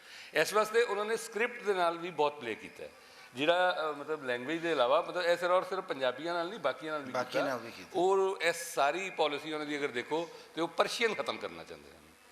ਉਹਨਾਂ ਦਾ ਬੇਸਿਕ ਪੋਲਿਸੀ ਸੀ ਕਿ ਪਰਸ਼ੀਅਨ ਖਤਮ ਹੋਏ ਤਾਂ ਕਿ ਇਹ ਸਾਰਿਆਂ ਕੋਲ ਕਮ 700-800 ਸਾਲ ਦਾ ਇਲਮ ਹੀ ਖਤਮ ਹੋ ਜਾਏ। ਸੰਸਕ੍ਰਿਤ ਨਹੀਂ ਪੜ੍ਹਾਉਣੀ, ਪਾਲੀ ਨਹੀਂ ਪੜ੍ਹਾਉਣੀ, ਜਿਨ੍ਹਾਂ ਜ਼ਬਾਨਾਂ 'ਚ ਸਾਡੇ ਕੋਲ ਜ਼ਿਆਦਾ ਇਲਮ ਹੈਗਾ ਸੀ ਉਹ ਸੋਰਸਿਸ ਖਤਮ ਕਰ ਦਿਓ, ਆਪਣੀ ਜ਼ਬਾਨਾਂ ਵੱਲ ਦੇਖੋ ਹੀ ਨਾ। ਅਤੇ ਮਤਲਬ ਹੈ ਕਿ ਇਹ ਮਤਲਬ ਹੈ ਕਿ ਉਹ ਪੂਰਾ ਇੱਕ ਲੈਂਗੁਏਜ ਪੋਲਿਸੀ ਜੇ ਉਹਨਾਂ ਦੀ ਇੱਕ ਲੈਂਗੁਏਜ ਪੋਲਿਸੀ ਸੀ। ਅੰਗਰੇਜ਼ਾਂ ਨੂੰ ਪਤਾ ਸੀ ਕਿ ਲੈਂਗੁਏਜ ਪੋਲਿਸੀ ਨਾਲ ਹਰ ਚੀਜ਼ ਡਿਟਰਮਿਨ ਹੋ ਜਾਂਦੀ ਹੈ। ਇਹ ਬੁਨਿਆਦੀ ਚੀਜ਼ ਹੈ ਕਿ ਤੁਹਾਡੀ ਜ਼ਬਾਨ ਕੀ ਹੈ। ਤੇ ਕਿਹੜੀ ਜ਼ਬਾਨ ਵਿੱਚ ਤੁਸੀਂ ਪੜ੍ਹੋਗੇ। ਉਹ ਲਾਈਟ ਨੇ ਵਿਚਾਰਾ ਪਿੱਟਦਾ ਰਿਹਾ ਕਿ ਤੁਸੀਂ ਇਹ ਬਰਬਾਦ ਨਾ ਕਰੋ ਤੇ ਪੰਜਾਬੀ ਜ਼ਬਾਨ ਰੱਖੋ। ਉਹਨਾਂ ਨੇ ਕਿਹਾ ਨਹੀਂ, ਅਸੀਂ ਇਹ ਉਰਦੂ ਜ਼ਬਾਨ ਆਏਗੀ। ਉਹ ਡੀਸੀਆਂ ਦੇ ਖੱਤ ਹੈਗੇ ਨੇ, ਓਡੀਸੀਆ ਝੰਗ ਤੋਂ, ਮੀਆਂਵਾਲੀ ਤੋਂ, ਡੀਜੀ ਖਾਨ, ਮਤਲਬ ਜਿੰਨੇ ਤੁਹਾਡੇ ਡਿਸਟ੍ਰਿਕਟਸ ਹੈਗੇ ਨੇ ਉਹਨਾਂ ਦੇ ਲੈਟਰ ਹੈਗੇ ਨੇ ਸਾਰਿਆਂ ਦੇ, ਜਿਹੜੇ ਉਹ ਦੱਸ ਰਹੇ ਨੇ ਕਿ ਜਨਾਬ ਅਗਰ ਤੁਸੀਂ ਲਾਣੀ ਹੈ ਤੇ ਪੰਜਾਬੀ ਲਾਓ, ਅਗਰ ਲੋਕਾਂ ਨੂੰ ਪੜ੍ਹਾਉਣਾ ਹੈ। ਤੇ ਲੋਕਾਂ ਨੂੰ ਪੜ੍ਹਾਉਣਾ ਤਾਂ ਉਹਨਾਂ ਦਾ ਮਕਸਦ ਹੀ ਨਹੀਂ ਸੀ। ਉਹਨਾਂ ਨੇ ਪਸ਼ਤੋ ਵੀ ਨਹੀਂ ਲਾਈ, ਉਹਨਾਂ ਨੇ ਬਲੋਚੀ ਵੀ ਨਹੀਂ ਲਾਈ, ਮਤਲਬ ਤੁਸੀਂ ਦੇਖੋ ਨਾ ਸਿਰਫ ਸਿੰਧੀ ਲਾਈ, ਉਹ ਵੀ ਸਿੰਧੀ ਅੰਡਰ ਹੈਗਾ ਸੀ ਆਪਣਾ ਬੰਬਈ ਦੇ। ਇੱਥੇ ਸਾਰੇ ਕਸ਼ਮੀਰੀ ਵੀ ਨਹੀਂ ਲਾਈ ਉਹਨਾਂ ਨੇ। ਤੇ ਇਸ ਵਾਸਤੇ ਸਾਰੇ ਪ੍ਰੋਜੈਕਟ ਨੂੰ ਸਾਨੂੰ ਦੇਖਣਾ ਚਾਹੀਦਾ ਹੈ। ਲੇਕਿਨ ਇਸ ਲਈ ਅਸੀਂ ਇਹਨੂੰ ਕਿਸ ਤਰ੍ਹਾਂ ਬਿਹਤਰ ਕਰ ਸਕਦੇ ਹਾਂ ਬਾਰੀ ਸਾਹਿਬ, ਕੁਛ ਐਸੇ ਤੁਸੀਂ ਅਗਰ ਸਾਨੂੰ ਦੱਸ ਸਕੋ, ਕਿਉਂਕਿ ਅਸਲ ਅੱਗੇ ਦਾ ਰਸਤਾ ਜਿਹੜਾ ਹੈ ਨਾ ਉਹ ਜ਼ਿਆਦਾ। ਅੱਛਾ ਦੇਖੋ, ਇਹ ਪੰਜਾਬੀ ਜ਼ਬਾਨ ਦੇ ਸਕੂਲਾਂ 'ਚ ਜਾਂ ਤਾਲੀਮ 'ਚ ਆਉਣ ਦੇ ਦੋ ਫਰਕ ਰੀਜ਼ਨ ਨੇ।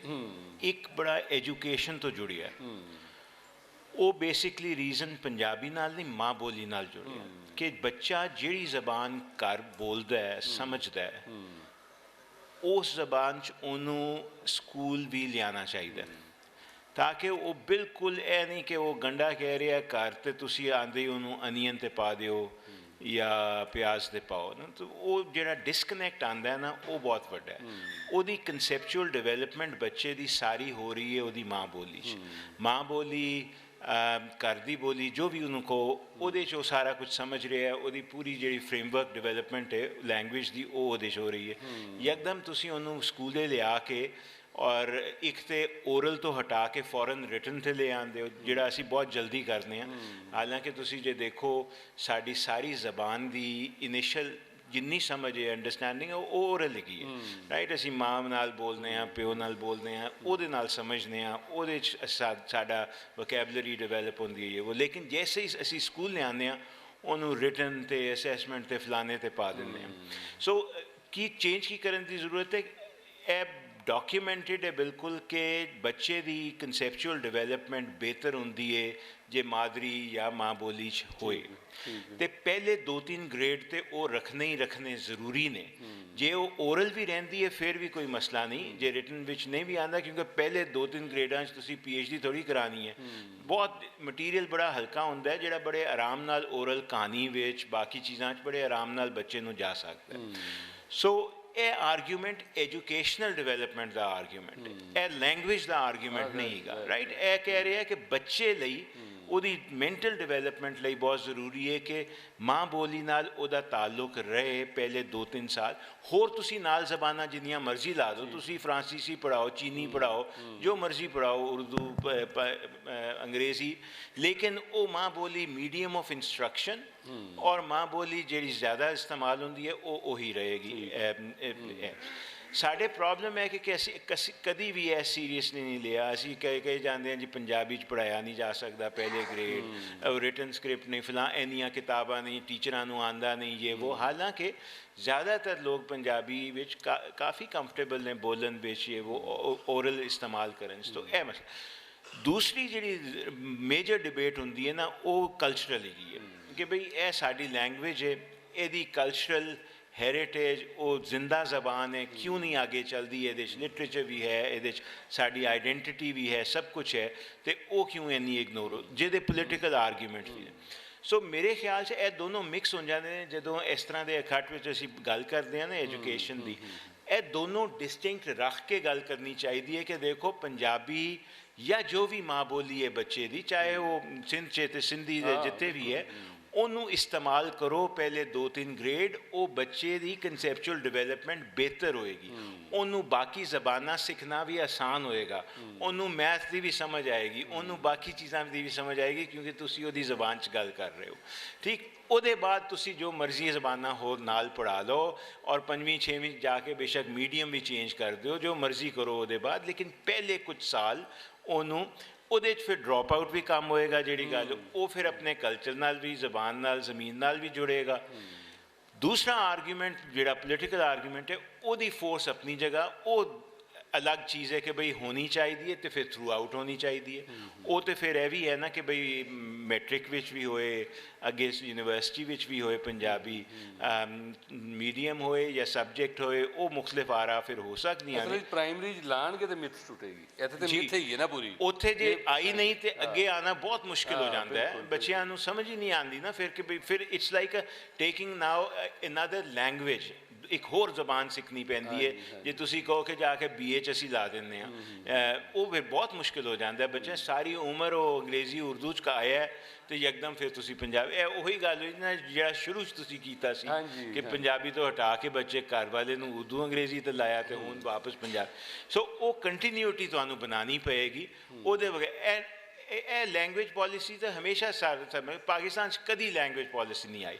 ਹੁਣ ਵੀ ਤੁਸੀਂ SNC ਦਾ ਜ਼ਿਕਰ ਕੀਤਾ, ਤੁਸੀਂ ਸਿੰਗਲ ਨੈਸ਼ਨਲ ਡਰਾਮਾ ਕਿਹਾ, ਜੋ ਵੀ ਸੀ ਉਹਦੇ ਵਿੱਚ ਵੀ ਤੁਸੀਂ ਦੇਖੋ ਵਫਾਕ ਨੇ ਕਿੰਨੇ ਆਰਾਮ ਨਾਲ ਕਹਿ ਦਿਆ ਸੂਬਿਆਂ ਦੀ ਮਰਜ਼ੀ ਹੈ, ਸੂਬਿਆਂ ਕੁਝ ਕਰਨਾ ਨਹੀਂ, ਜਿਹੜਾ ਕੰਮ ਨਹੀਂ ਕਰਨਾ ਹੁੰਦਾ ਕਹਿੰਦੇ ਸੂਬਿਆਂ ਦੀ ਮਰਜ਼ੀ ਹੈ। ਪਿਛਲੇ ਸਾਲ ਚੀਫ ਮਿਨਿਸਟਰ ਸਾਹਿਬਾਂ ਨੇ ਫਰਮਾਇਆ ਸੀ ਕਿ ਪੰਜਾਬੀ ਲਾਓ, ਪਰ ਉਹਦੇ 'ਚ ਮੈਨੂੰ ਲੱਗਦਾ ਹੈ ਕਿ ਉਹ ਵੀ ਗੱਲ ਕਰ ਰਹੇ ਨੇ Punjabi as a language, as a subject ਬਾਅਦ ਇੱਕ ਸਬਜੈਕਟ ਨਿਆ ਸਬਜੈਕਟ, ਇਹ ਨਹੀਂ ਗੱਲ ਕਰ ਰਹੇ ਕਿ ਪਹਿਲੇ 2-3 ਸਾਲਾਂ 'ਚ ਪੰਜਾਬੀ ਵਿੱਚ ਹੀ ਪੜ੍ਹਾਉਣਾ ਮਾਂ ਬੋਲੀ ਵੱਲ। ਜ਼ਾਹਿਰ ਹੈ ਸ਼ਹਿਰਾਂ 'ਚ ਥੋੜ੍ਹਾ ਇਸ਼ੂ ਹੋਏਗਾ।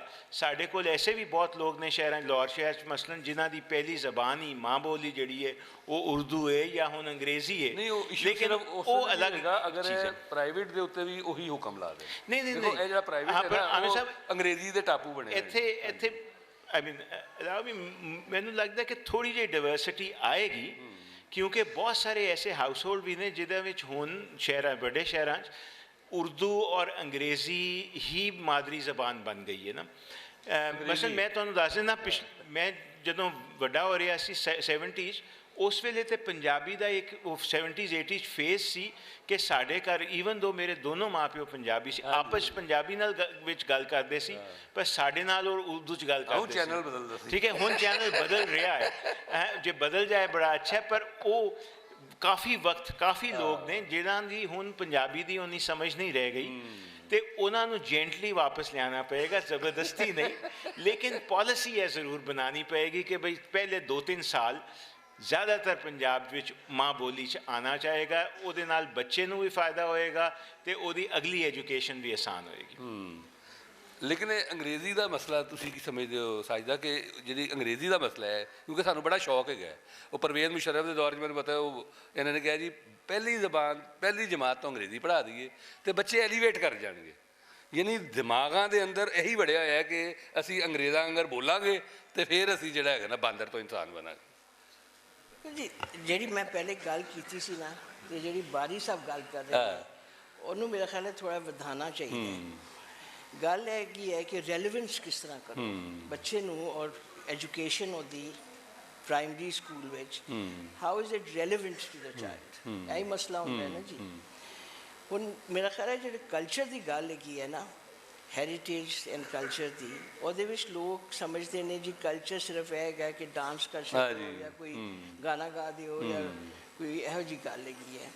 ਇਹ ਨਹੀਂ ਉਹ ਸਮਝਦੇ ਕਿ ਉਹਦੇ ਵਿੱਚ ਹੀ ਇੰਨਾ ਕੁਛ ਮਹਿਫੂਜ਼ ਹੈਗਾ। ਮਿਸਾਲ ਦੇ ਤੌਰ ਉੱਤੇ ਕਿ ਜਿਹੜੀ ਫੋਕ ਸਟੋਰੀਜ਼ ਹੈਗੀਆਂ ਨੇ, ਲੋਕ ਕਹਾਣੀਆਂ, ਉਹਦੇ ਵਿੱਚ ਲੈਂਗੁਏਜ ਮਹਿਫੂਜ਼ ਹੈ, ਉਹਦੇ ਵਿੱਚੋਂ ਤੁਸੀਂ ਲੈਂਗੁਏਜ ਸਿਖਾ ਸਕਦੇ ਹੋ।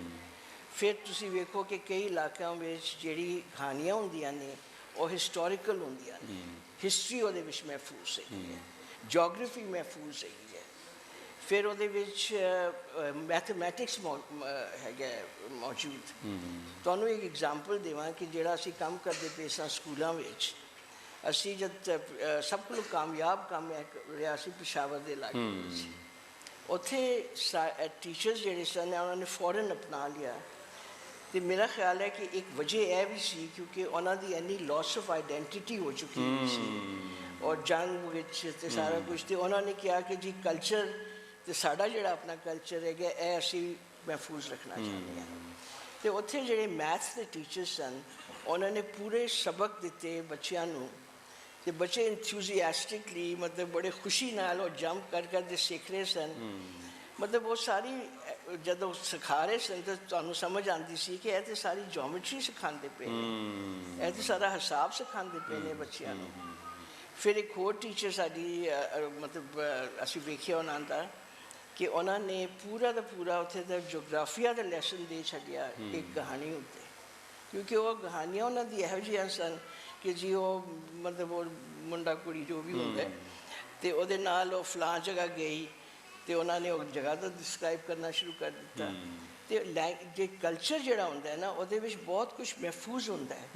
ਹੁਣ ਤੁਸੀਂ ਕੈਲੀਗ੍ਰਾਫੀ ਵੇਖੋ, ਕੈਲੀਗ੍ਰਾਫੀ ਵਿੱਚ ਤੁਸੀਂ ਵੇਖਦੇ ਹੋ ਕਿ ਜੀ ਉੱਤੇ ਤੁਹਾਨੂੰ ਲਫ਼ਜ਼ ਨਜ਼ਰ ਆ ਰਹੇ, ਤੁਹਾਨੂੰ ਇਹ ਨਹੀਂ ਪਤਾ ਕਿ ਉਹਦਾ ਜਿਹੜਾ ਹੇਠਲਾ ਮਤਲਬ ਲੇਅਰ ਹੈਗਾ ਉਹ ਤਾਂ ਸਾਰੀ ਜੋਮੈਟਰੀ ਹੈਗੀ ਹੈ, ਜਿਹੜੀ ਕ੍ਰਾਫਟ ਤੁਹਾਡੀ ਹੈਗੀ ਹੈ ਉਹ ਵੀ ਜੋਮੈਟਰੀ 'ਤੇ ਬੇਸਡ ਹੈ। ਸੋ ਉਹ ਸਾਰਾ ਜਿਹੜਾ ਸਾਡੀ ਕਲਚਰ ਵਿੱਚ ਮਹਿਫੂਜ਼ ਚੀਜ਼ਾਂ ਨੇ ਉਹ ਰੈਲੀਵੈਂਟ ਕਰਦੀਆਂ ਨੇ। ਜਦ ਮੈਂ ਪਹਿਲੇ ਗੱਲ ਤੁਹਾਡੇ ਨਾਲ ਕੀਤੀ ਕਿ ਜੀ ਜਿਹੜੇ ਬੱਚੇ ਛੋਟੇ ਸ਼ਹਿਰਾਂ ਵਿੱਚੋਂ ਆਉਂਦੇ ਨੇ ਉਹ ਜ਼ਿਆਦਾ ਕਾਮਯਾਬ ਹੁੰਦੇ ਨੇ NCA ਵਿੱਚ, ਵਜ੍ਹਾ ਹੀ ਇਹ ਹੈਗੀ ਹੈ ਕਿ ਉਹਨਾਂ ਨੇ ਜੋ ਸਕੂਲ ਵਿੱਚ ਸਿੱਖਿਆ ਉਹ ਤੋਂ ਸਿੱਖਿਆ ਕੁਝ ਮਾੜਾ ਮੋਟਾ, ਮੈਂ ਹੀ ਕਹਿ ਰਿਹਾ ਨਾ ਕਿ ਲੇਕਿਨ ਜਿਹੜਾ ਮਾਸ਼ਰੇ ਤੋਂ ਸਿੱਖਿਆ ਨਾ, ਜਿਹੜੇ ਆਪਣੇ ਕਲਚਰ ਤੋਂ ਉਹ ਸਿੱਖਦੇ ਆਏ, ਉਹ ਵੀ ਬੜਾ ਕੀਮਤੀ ਚੀਜ਼ ਸੀ। ਹਾਂ, ਲੇਕਿਨ ਜਦੋਂ ਅਸੀਂ ਇੰਗਲਿਸ਼ ਦੇ ਉੱਤੇ ਜ਼ੋਰ ਦਿੰਦੇ ਹਾਂ ਕਿ ਜੀ ਪਹਿਲੀ ਜਮਾਤ ਤੋਂ ਪੜ੍ਹਾਉਣੀ ਹੈ ਜਾਂ ਅਸੀਂ ਜਿਹੜਾ ਆਲਮ ਹੈਗਾ ਉਹ ਸਿਰਫ ਇੰਗਲਿਸ਼ ਬੋਲੇਗਾ ਅਤੇ ਉਹ ਆਲਮ ਹੋਏਗਾ, ਜਿਹੜਾ ਸਾਡਾ ਓਵਰਆਲ ਵਰਲਡ ਵਿਊ ਹੈਗਾ ਉਹ ਹੈਗਾ ਕਿ ਜਦੋਂ ਤੱਕ ਉਹ ਅੰਗਰੇਜ਼ੀ ਨਹੀਂ ਬੋਲੇਗਾ ਤੁਸੀਂ ਆਲਮ ਨਹੀਂ ਹੋ ਸਕਦੇ। ਨਹੀਂ ਜੀ, ਇੱਕ ਹੋਰ ਵੀ ਮਸਲਾ ਹੈਗਾ ਨਾ ਕਿ ਅਸੀਂ ਸਮਝਦੇ ਹਾਂ ਕਿ ਜਿਹੜਾ ਬੰਦਾ ਅੰਗਰੇਜ਼ੀ ਨਹੀਂ ਬੋਲ ਸਕਦਾ ਉਹ ਕਮ ਤਰੀਨ ਹੈਗਾ। ਹਾਂਜੀ, ਠੀਕ ਹੈ ਨਾ, ਜ਼ਿਆਦਾ ਤਾਂ ਉਹ ਇਨਫੀਰੀਅਰਿਟੀ ਤੋਂ ਸ਼ੁਰੂ ਹੁੰਦੀ ਹੈ ਗੱਲ। ਅਗਰ ਤੁਸੀਂ ਲੈਂਗੁਏਜ ਦੇ ਤੌਰ ਦੇ ਉੱਤੇ ਅੰਗਰੇਜ਼ੀ ਸਿਖਾਉਂਦੇ ਹੋ ਤਾਂ ਬੇਸ਼ੱਕ ਸਿਖਾਓ, ਫਰੈਂਚ ਸਿਖਾ ਦਿਓ, ਸਪੈਨਿਸ਼ ਸਿਖਾ ਦਿਓ, ਜੋ ਮਰਜ਼ੀ ਜ਼ਬਾਨਾਂ ਸਿਖਾਓ, ਲੇਕਿਨ ਜਿਹੜੀ ਤਾਲੀਮ ਦਿੰਦੇ ਪਏ ਹੋ, ਜਿਹੜਾ ਤੁਸੀਂ ਜ਼ਿਆਦਾ ਬੱਚਿਆਂ ਨਾਲ ਹੁਣ ਸਿਖਾਉਂਦੇ ਪਏ ਹੋ, ਕੋਈ ਕੌਨਸੈਪਟ ਦੱਸਦੇ ਪਏ ਹੋ, ਉਹ ਤਾਂ ਉਸੇ ਜ਼ੁਬਾਨ ਵਿੱਚ ਸਮਝ ਸਕੇਗਾ ਨਾ ਜਿਹੜੀ ਜ਼ੁਬਾਨ ਉਹਨੂੰ ਸਮਝ ਆਉਂਦੀ ਹੈ। ਤੁਸੀਂ ਇੱਥੇ ਉੱਥੇ ਦੀ ਮਾਰਦੇ ਰਹੋ ਤਾਂ ਕੀ ਹੈਗਾ, ਫਿਰ ਉਹਨੇ ਤਾਂ ਰੱਟ ਲੈ, ਅਤੇ ਉਹ ਰੱਟਣੇ ਤੋਂ ਬਚਾਉਣ ਵਾਸਤੇ। ਅਤੇ ਦੂਸਰਾ ਮਸਲਾ ਹੈਗਾ ਹੈ ਕਿ ਜੀ ਜਿਹੜੀ ਮਸਲਨ ਹੁਣ ਸਾਡੀ ਉਹ ਕਿਤਾਬਾਂ ਕੁਛ ਹੈਗੀਆਂ ਨੇ ਉਹਦੇ ਵਿੱਚ ਇੰਨਾ ਕੁ ਮੁਸ਼ਕਿਲ ਕਰ ਦਿੱਤਾ ਬੱਚਿਆਂ ਵਾਸਤੇ, ਕਿਉਂਕਿ ਇਹ ਜਿਹੜਾ ਜ਼ਿਆਉਲ ਹੱਕ ਦੀ ਦੇਣ ਸੀ ਇਹ ਵੀ ਕਿਸੇ ਵਕਤ ਖ਼ਤਮ ਕਰਨੀ ਪਏਗੀ। ਹਾਂਜੀ, ਕਿਉਂਕਿ ਹਰ ਮਤਲਬ ਸੈਕਿੰਡ ਕਲਾਸ ਦੇ ਬੱਚੇ ਨੂੰ ਕੋਈ ਅਰਬੀ ਦਾ ਬੜਾ ਮੁਸ਼ਕਿਲ ਜੇ ਨਾਮ ਵਗੈਰਾ ਉਹਨੂੰ ਰੱਟਣੇ ਪੈਂਦੇ ਪਏ ਨੇ, ਅਤੇ ਉਹ ਕਿਹੜਾ ਮਤਲਬ ਕੋਈ ਮਤਲਬ ਅਕਲ ਵਾਲੀ ਗੱਲ ਤਾਂ ਕੋਈ ਨਹੀਂ ਹੈਗੀ। ਸੋ ਇੱਕ ਟਰਾਂਸਫੋਰਮੇਸ਼ਨ ਦੀ ਲੋੜ ਹੈਗੀ ਹੈ ਕਿ ਕੰਪਲੀਟਲੀ ਟਰਾਂਸਫਾਰਮ ਕੀਤਾ ਜਾਏ, ਸੋਚਿਆ ਜਾਏ ਕਿ ਜੀ ਸਾਡੇ ਮੁਲਕ ਵਾਸਤੇ ਕਿਹੜੀ ਚੀਜ਼ ਬਿਹਤਰ ਹੈਗੀ ਹੈ, ਬਜਾਏ ਇਹ ਕਿ ਜੀ ਉੱਥੋਂ ਅਸੀਂ ਹੁਣ ਯੂਨੀਵਰਸਿਟੀਜ਼ ਬਣਾਉਂਦੇ ਪਏ ਹਾਂ ਪ੍ਰਾਈਵੇਟ ਸੈਕਟਰ ਵਿੱਚ, ਅਤੇ ਉੱਥੇ ਕੀ ਕਰਦੇ ਹਾਂ ਕਿ ਜੀ ਡਾਊਨਲੋਡ ਕਰਦੇ ਹਾਂ ਕੈਰੀਕੂਲਮ ਅਤੇ ਉਹ ਉਠਾ ਦੇ ਸ਼ੁਰੂ ਹੋ ਜਾਂਦੇ ਹਾਂ, ਔਰ ਅਤੇ ਉਹ ਅਪਰੀਸ਼ੀਏਟ ਵੀ ਕਰਦੇ ਬਿਕੋਜ਼ ਡਿਗਰੀ ਤੁਹਾਨੂੰ ਚਾਰਟਰਸ ਵੀ ਮਿਲ ਜਾਂਦੇ ਨੇ। ਢੇਰ ਦਾ ਢੇਰ PhD ਨਹੀਂ ਕਰ ਰਹੇ ਨੇ, ਅਸੀਂ 3 ਸਾਲ ਅਕਲ ਉਕਲ ਕੋਈ ਨਹੀਂ ਲੇਕਿਨ PhD ਬੜੇ ਹੋ ਗਏ ਨੇ। PhD ਕਰਵਾ ਰਹੇ ਨੇ ਇਹੋ ਜਿਹੀ ਸਬਜੈਕਟਸ ਵਿੱਚ ਜਿਹਦਾ ਕੋਈ ਰੈਲੇਵੈਂਸ ਹੀ ਨਹੀਂ ਪਾਕਿਸਤਾਨ ਵਾਸਤੇ, ਪੜ੍ਹਾਈ ਵੀ ਇਹੋ ਜਿਹੀ ਕਰਵਾ ਰਹੇ ਨੇ। ਜੀ ਬਾਜਵਾ ਜੀ ਤੁਸੀਂ ਦੱਸੋ ਕਿ ਇਹ ਹੁਣ ਜ਼ਾਹਿਰ ਹੈ ਇੱਥੇ ਇਹ ਗੱਲ ਜਿਹੜੀ ਬਾਰੀ ਸਾਹਿਬ ਕਰ ਰਹੇ ਨੇ ਉਹ ਹੈ ਤਾਂ ਠੀਕ ਕਿ ਚਲੋ ਜੀ ਬਹੁਤ ਸਾਰੇ ਹੁਣ ਲੋਕ ਪੜ੍ਹਨਾ ਅੰਗਰੇਜ਼ੀ, ਕੁਛ ਤਾਂ ਇੰਝ ਦੇ ਵੀ ਹੈਗੇ ਨੇ ਜਿਹੜੇ ਪਾਕਿਸਤਾਨ 'ਚ ਰਹਿੰਦੇ ਨੇ ਲੇਕਿਨ ਖਾਬ ਵੀ ਅੰਗਰੇਜ਼ੀ ਦੇਖਦੇ ਮਸਲਾ ਇੰਝ ਦੀ ਪੈਦਾ ਹੋ ਗਏ, ਕੌਮ ਬੜੀ ਸਾਰੀ ਪੈਦਾ ਹੋ ਗਈ ਹੈ, ਲੇਕਿਨ ਅਕਸਰੀਅਤ ਜਿਹੜੀ ਹੈ ਅਕਸਰੀਅਤ ਜਿਹੜੀ ਹੈ ਉਹਦਾ ਤਾਂ ਕੋਈ ਤਲਕ ਨਹੀਂ ਹੈ। ਨਹੀਂ, ਲੇਕਿਨ ਜੋ ਫੈਸਲ ਸਾਹਿਬ ਨੇ ਕਿਹਾ ਕਿ ਜ਼ਬਰਦਸਤੀ ਨਹੀਂ ਕਰਨੀ ਚਾਹੀਦੀ ਹੈ, ਉਹਨਾਂ ਨੂੰ ਜ਼ਬਰਦਸਤੀ ਕਰੀ ਜਾ ਪਿਛਲੇ 77 ਸਾਲ ਤੋਂ, ਥੋੜੀ ਜਿਹੀ ਜ਼ਬਰਦਸਤੀ ਉਹਨਾਂ ਨਾਲ ਵੀ ਕਰ ਲੈਣੀ ਚਾਹੀਦੀ ਹੈ। ਲੇਕਿਨ ਇਹ ਬਸ ਮੈਂ ਇੱਕ ਮਿਸਾਲ ਅਸ਼ਰਾਫੀਆ ਨਾਲ ਇੱਕ ਵਾਰੀ ਜ਼ਬਰਦਸਤੀ ਕਰੋਗੇ ਨਾ ਇਨਸਾਨ ਦੇ ਬੱਚੇ ਬਣ ਜਾਣਗੇ, ਤੁਹਾਨੂੰ ਦੱਸਦਾ। ਮੈਂ ਇੱਕ ਮਿਸਾਲ ਦੇਣਾ ਚਾਹ ਰਿਹਾ ਸਾਂ ਫੈਸਲ ਸਾਹਿਬ ਦੀ ਗੱਲ ਤੋਂ, ਜਿਹੜੀ ਮਾਦਰੀ ਜ਼ੁਬਾਨ ਵਿੱਚ ਬੱਚਿਆਂ ਨੂੰ ਵੀ, ਅਤੇ ਪ੍ਰੋਫੈਸਰ ਸਾਜਦਾ ਵੀ ਕਹਿ ਰਹੇ ਸਨ ਕਿ ਬੱਚਿਆਂ ਨੂੰ ਵੀ ਸਮਝ ਆਉਂਦੀ ਹੈ। ਕੋਈ 5-6 ਸਾਲ ਹੋਏ ਨੇ ਕਿ ਥਰਡ ਵਿੱਚ ਉਹ ਕੋਲੇ ਦੀ ਮਾਈਨਿੰਗ ਸ਼ੁਰੂ ਹੋ ਰਹੀ ਸੀ, ਅਤੇ ਉੱਥੇ ਇੱਕ ਬੜੇ ਵੱਡੇ ਚੈਰਿਟੀ ਨੇ ਸੋਚਿਆ, ਮੈਂ ਨਾਮ ਨਹੀਂ ਲਵਾਂਗਾ ਉਹਨਾਂ ਦਾ, ਕਿ ਅਸੀਂ ਵੀ ਇੱਕ ਦੋ ਸਕੂਲ ਬਣਾਈਏ। ਠੀਕ ਹੈ, ਉਹਨਾਂ ਨੇ ਸਕੂਲ ਬਣਾ ਲਏ, ਮੈਂ ਉੱਥੇ ਹੀ ਸਾਂ। ਅੱਛਾ, ਬੜੇ ਸ਼ਾਨਦਾਰ ਇੱਕ ਇਫਤਤਾਹ ਹੋਇਆ, ਉੱਥੇ ਵਜ਼ੀਰ ਆਏ ਦੇ ਸਨ, ਉੱਥੇ ਲੋਕਲ ਕਮਿਸ਼ਨਰ ਸੀ, ਉਹ ਸਪਾਂਸਰ ਸਨ, ਅਤੇ ਉਹ ਸਕੂਲ ਜੀ ਬੜਾ ਸ਼ਾਨਦਾਰ, ਉਹਦੇ ਫੈਸਿਲਿਟੀਜ਼ ਬੜੇ, ਮੈਂ ਬੜਾ ਖੁਸ਼ ਹੋਇਆ ਕਿ ਥਾੜੇ ਜੀ ਬੜਾ ਅੱਛਾ ਸਕੂਲ ਬਣਿਆ ਬੱਚਿਆਂ ਦਾ, ਅਤੇ ਬੜਾ ਇਸਤਕਬਾਲ ਹੁਣ ਰੋਸ਼ਨ ਹੋ ਗਿਆ। ਮੈਂ 2 ਸਾਲ ਬਾਅਦ ਗਿਆ ਅਤੇ ਮੈਨੂੰ ਲੱਗਦਾ ਕੋਈ 4-5 ਬੱਚੇ ਰਹਿ ਗਏ ਸਨ, ਕੋਈ 200 ਵਿੱਚੋਂ, ਉਹ ਸਾਰੇ ਦੌੜ ਗਏ ਸਨ ਥਰ ਦੇ ਵਿੱਚ। ਅਤੇ ਮੈਂ ਕਿਹਾ ਕਿ ਐਡਾ ਅੱਛਾ ਸਕੂਲ ਬਣਾਇਆ, ਐਡੇ ਅੱਛੇ ਫੈਸਿਲਿਟੀਜ਼ ਨੇ, ਕੀ ਹੋਇਆ? ਉਹ ਟੀਚਰਸ ਨੇ ਐਕਚੁਅਲੀ ਮੈਨੂੰ ਬਾਅਦ ਵਿੱਚ ਕਹਾਣੀ ਦੱਸੀ, ਉਹ ਸਾਹਮਣੇ ਨਹੀਂ ਸਨ ਦੱਸਦੇ, ਉਹ ਬਾਅਦ ਵਿੱਚ ਉਹਨਾਂ ਨੇ ਦੱਸਿਆ ਕਿ ਇਹਨਾਂ ਦੀ ਜ਼ੁਬਾਨ ਦੜਤੀ ਹੈ, ਅਤੇ ਉਹ ਜਿਹੜੀ ਟੀਚਰ ਬੋਲ ਰਹੇ ਸਨ ਬੱਚਿਆਂ ਨੂੰ ਕੱਖ ਸਮਝ ਨਹੀਂ ਸੀ ਆ ਰਹੀ, ਉਹ ਜਾਪਾਨੀ ਹੁੰਦੀ ਜਾਂ ਚਾਈਨੀਜ਼ ਹੁੰਦੀ, ਅਤੇ ਉਹੀ ਗੱਲ ਸੀ ਉਰਦੂ, ਤੇ ਉਹਨਾਂ ਉਹ ਹਿੰਦੀ ਐਸਤਾ ਚੁੱਪ ਕਰਕੇ ਹਿੰਦੀ ਬੱਚੇ ਲਾਈ ਸੀ ਉਹਨਾਂ ਨੇ, ਨੇ ਉਰਦੂ ਉਰਦੂ ਲਾਤੀ। ਅੱਛਾ ਅੱਛਾ। ਉਰਦੂ ਸੀ ਤੇ ਉਹ ਵਿਚਾਰੇ ਬੱਚੇ ਬਿਲਕੁਲ ਉਹ ਟੀਚਰ ਦੀ ਸ਼ਕਲ ਦੇਖ ਰਹੇ ਸਨ ਤੇ ਉਹਨਾਂ ਦਾ ਕੀ ਫਾਇਦਾ ਸੀ ਉਹ ਸਕੂਲ ਜਾਣ ਦਾ। ਤੇ ਇਸ ਵਜ੍ਹਾ ਤੋਂ ਸਾਨੂੰ ਇੱਕ ਬੁਨਿਆਦੀ ਸਵਾਲ ਪੁੱਛਣਾ ਪਏਗਾ ਕਿ ਇਹ ਜਿਹੜੇ ਸਾਡੇ ਸਕੂਲ ਨੇ ਉਹ ਕਿਸ ਫਾਇਦਾ ਵਾਸਤੇ, ਉਹ ਬੱਚੇ ਦਾ ਫਾਇਦਾ ਵੇ ਕਿ ਹੁਕਮਰਾਨ ਦਾ ਫਾਇਦਾ ਵੇ? ਇਹ ਕਿਸ ਨਜ਼ਰ ਨਾਲ ਇਹ ਸਕੂਲ ਕਰਿਕੂਲਮ ਜਾਂ ਮਨਸੂਬੇ ਬਣ ਰਹੇ ਨੇ, ਇਹ ਫਾਇਦਾ ਕਿਹਦਾ ਹੋ ਰਿਹਾ? ਫਾਇਦਾ ਉਹਨਾਂ ਦਾ ਹੀ। ਬੱਚੇ ਦਾ ਨਹੀਂ ਹੋ ਉਹ ਰਿਹਾ। ਕਹਿੰਦੇ ਜ਼ਿਆਦਾ ਪੜ੍ਹ ਲਿਖ ਕੇ ਫਿਰ ਇਹਨੂੰ ਨੌਕਰੀਆਂ ਵੀ ਦੇਣੀਆਂ ਪੈਣਗੀਆਂ, ਫਿਰ ਕੱਲ ਨੂੰ ਹੋਰ ਫਤੂਰ ਪਾਉਣਗੇ। ਇਹਨਾਂ ਨੂੰ ਜਾਹਿਲ ਰੱਖਣਾ ਜਿਹੜਾ ਬਹੁਤ ਜ਼ਰੂਰੀ ਹੈਗਾ, ਭਾਵੇਂ PhD ਦੇ ਨਾਂ ਦੇ ਉੱਤੇ ਜਾਹਿਲ ਰੱਖੋ। ਮੈਨੂੰ ਤਾਂ ਲੱਗਦਾ ਕਿ ਬਾਕਾਇਦਾ ਸੋਚੀ ਸਮਝੀ ਪਾਲਿਸੀ ਹੈ ਕਿ ਤਾਲੀਮ ਜਿਹੜੀ ਹੈਗੀ ਹੈ, ਜਿਹੜੀ ਇੱਕ ਉਹਦੇ ਅੰਦਰ ਇੱਕ ਨਵਾਂ ਇਨਸਾਨ ਪੈਦਾ ਕਰਦੀ ਹੈ, ਜਿਹੜਾ ਉਹਨੂੰ ਸਵਾਲ ਕਰਨ ਦਾ ਵਾਸਤੇ ਪੈਦਾ ਕਰਦੀ ਹੈ। ਉਹ ਸਾਡੇ ਮੁਲਕਾਂ 'ਚ ਸਾਊਥ ਏਸ਼ੀਆ ਦੇ ਅੰਦਰ ਤੇ ਐਵੇਂ ਤਾਂ ਨਹੀਂ ਇਹ ਮੋਦੀ ਔਰ ਸਾਡੇ ਮੋਦੀ ਜਿਹਾ ਐਵੇਂ ਤਾਂ ਨਹੀਂ ਆਏ ਤਾਲਿਬਾਨ ਨੂੰ ਪਿੱਛੇ, ਇਹਦੇ ਪਿੱਛੇ ਤੇ ਮੈਨੂੰ ਤਾਂ ਲੱਗਦਾ ਕਿ ਬਾਕਾਇਦਾ ਸੋਚਾ ਸਮਝਾ ਮਨਸੂਬਾ ਹੈ। ਕਿਉਂ ਜੀ ਬਾਰੀ ਸਾਹਿਬ? ਦੇਖੋ ਜੋ ਹੋ ਰਿਹਾ ਹੈ। ਸੋ ਜਿਹੜੀ ਫਾਰੂਕ ਸਾਹਿਬ ਨੇ ਵੀ ਗੱਲ ਕੀਤੀ, ਮੇਰੇ ਖਿਆਲ 'ਚ ਤਾਂ ਬੜਾ ਜ਼ਰੂਰੀ ਹੈ ਕਿ ਅਸੀਂ ਦੁਬਾਰਾ ਇੱਕ ਵਾਰੀ ਸੋਚੀਏ ਜ਼ਰੂਰ ਹੈ, ਜੋ ਅਸੀਂ ਜ਼ਿਆਦਾ ਕਿਸੇ ਵੇਲੇ ਵੀ ਸੋਚਿਆ ਨਹੀਂ। ਤੁਸੀਂ ਉਹ 47 'ਚ ਜਿਹੜੀ ਐਜੂਕੇਸ਼ਨ ਕਾਨਫਰੰਸ ਵੀ ਹੋਈ ਸੀ ਪਹਿਲੀ, ਉਹਦੇ 'ਚ ਵੀ ਪ੍ਰੋਸੀਡਿੰਗਸ ਉਹਦੀ ਦੇਖੋ, ਉਹਦੇ ਵਿੱਚ ਵੀ ਇੰਨਾ ਜ਼ਿਆਦਾ ਸੋਚ ਵਿਚਾਰ ਨਹੀਂ ਕੀਤੀ ਗਈ ਸੀ ਕਿ ਵੀ ਸਾਡਾ ਐਜੂਕੇਸ਼ਨ ਸਿਸਟਮ ਨੇ ਕਰਨਾ ਕੀ ਹੈ, ਇਹ ਬਣਾਉਣਾ ਕਿਉਂ ਹੈ। ਉਹ ਵੀ ਮੱਖੀ ਤੇ ਮੱਖੀ ਇੱਕ ਵਾਰੀ ਮਾਰੀ ਸੀ ਕਿ ਬਈ ਜੋ ਆ ਗਏ ਨੇ ਸਕੂਲ, ਉਹਨਾਂ ਨੂੰ ਅੱਗੇ ਕਿਸ ਤਰ੍ਹਾਂ ਵਧਾਉਣਾ ਹੈ, ਚਲਾਉਣਾ ਹੈ, ਹਰ ਜਗ੍ਹਾ ਕਿਸ ਤਰ੍ਹਾਂ ਇਹੀ ਸਕੂਲ ਕਿਸ ਤਰ੍ਹਾਂ ਪਹੁੰਚਣਗੇ ਵਗੈਰਾ ਵਗੈਰਾ। ਉਹੀ ਮਸਲੇ ਮਸਾਇਲ ਜਿਹੜੇ ਅਸੀਂ ਅੱਜ ਵੀ ਦੇਖ ਰਹੇ ਹਾਂ, ਉਸ ਵੇਲੇ ਵੀ ਸੀ, ਉਹਨਾਂ 'ਤੇ ਹੀ ਗੁਫ਼ਤਗੂ ਹੋਈ।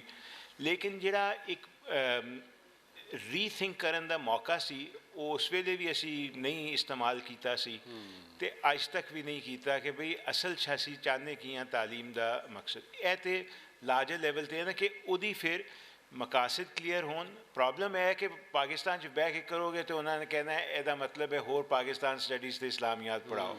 ਮਸਲਾ ਇਹ ਵੀ ਹੈ ਨਾ ਕਿ ਮਕਾਸਦ ਤੈਅ ਕਰਨ 'ਚ ਮਕਾਸਦ ਉੱਧਰ ਚਲ ਜਾਂਦੇ ਨੇ। ਅਤੇ ਤੁਸੀਂ ਥੋੜ੍ਹਾ ਜਿਹਾ ਲੇਕਿਨ ਸੋਚਣਾ ਪਏਗਾ ਨਾ ਕਿ ਤਾਲੀਮ ਦਾ ਮਕਸਦ ਹੈ ਕੀ, ਅਸੀਂ ਕੀ ਕਰਨਾ।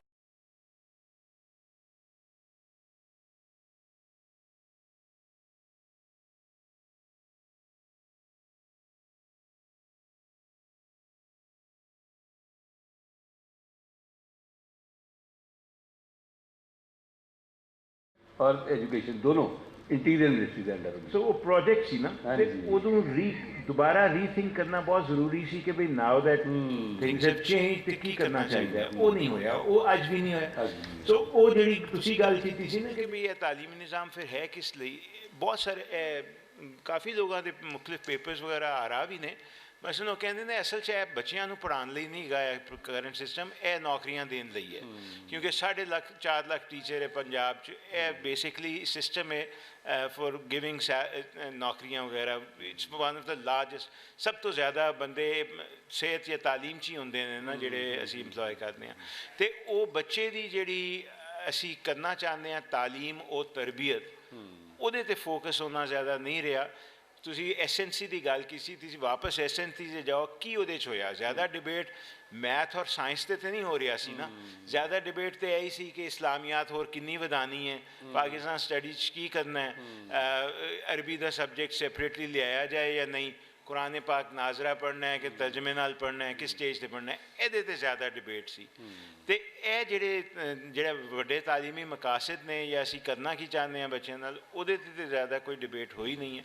ਅਤੇ ਉਹ ਕਿਸੇ ਵੇਲੇ 'ਤੇ ਦੁਬਾਰਾ ਕਰਨੀ ਪਏਗੀ ਸਾਨੂੰ। ਅੱਛਾ, ਮੈਂ ਜਦੋਂ 66 ਦੀ ਮੈਨੂੰ ਯਾਦ ਹੈ 66 ਦੀ ਰਿਪੋਰਟ ਪੜ੍ਹੀ ਹਮੂਦ ਰਹਿਮਾਨ ਕਮਿਸ਼ਨ ਦੀ, ਉਹਨਾਂ ਨੇ ਇਹ ਕਿਹਾ ਕਿ ਪਾਕਿਸਤਾਨ 'ਚ ਵੈਸਟ ਪਾਕਿਸਤਾਨ ਦੇ ਵਿੱਚ 50% ਟ੍ਰੇਨਡ ਟੀਚਰ ਨੇ।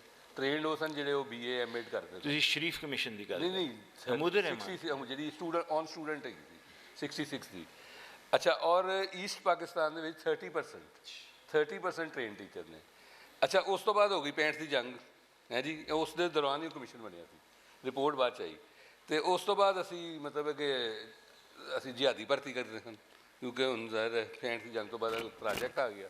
ਅੱਛਾ, ਉਹ ਜਿਹੜਾ ਯਹੀਆ ਖਾਨ ਦੌਰ ਹੈ, ਉਹਦੇ ਵਿੱਚ ਜਮਾਤ ਇਸਲਾਮੀ ਦੇ ਬੰਦੇ ਭਰਤੀ ਕੀਤੇ ਗਏ ਟੀਚਰ, ਕਿਉਂਕਿ ਨੂਰ ਖਾਨ ਸਾਹਿਬ ਨੇ ਇੱਥੇ ਇਸਲਾਮੀਆਤ, ਉਸ ਤੋਂ ਪਹਿਲੇ ਤੱਕ ਇਸਲਾਮੀਆਤ ਐਸੈਂਸ਼ੀਅਲ ਨਹੀਂ ਸੀ। 9ਵੀਂ ਔਰ 10ਵੀਂ ਦੇ ਵਿੱਚ ਉਹਨੇ ਐਸੈਂਸ਼ੀਅਲ ਲਾਈ ਔਰ 9ਵੀਂ ਔਰ 10ਵੀਂ ਦੇ ਮੁਤਾਬਿਕ ਇੰਨੇ ਪਤਾ ਨਹੀਂ ਕਿੰਨੇ ਹਜ਼ਾਰ ਟੀਚਰ ਦੀ ਨੌਕਰੀ ਨਿਕਲੀ। ਉਹ ਸਾਰਾ ਠੇਕਾ ਜਹਾਦੀਆਂ ਨੂੰ ਦੇ ਦਿੱਤਾ ਗਿਆ। ਅੱਛਾ, ਉਹਦਾ ਨਤੀਜਾ ਇਹ ਨਿਕਲਿਆ ਕਿ ਉਹ ਇੱਕ ਨਲਾਇਕ ਲੋਕਾਂ ਦੀ, ਕਿਉਂਕਿ ਉਹ ਟ੍ਰੇਨਡ ਹੀ ਨਹੀਂ ਹੈਗੇ ਸਨ ਨਾ। ਆਲਰੇਡੀ ਤੁਸੀਂ ਕਹਿ ਰਹੇ ਹੋ ਕਿ 50% ਟੀਚਰ ਟ੍ਰੇਨਡ ਹੈਗੇ ਨੇ, ਨਲਾਇਕ ਟੀਚਰ ਆ ਗਏ।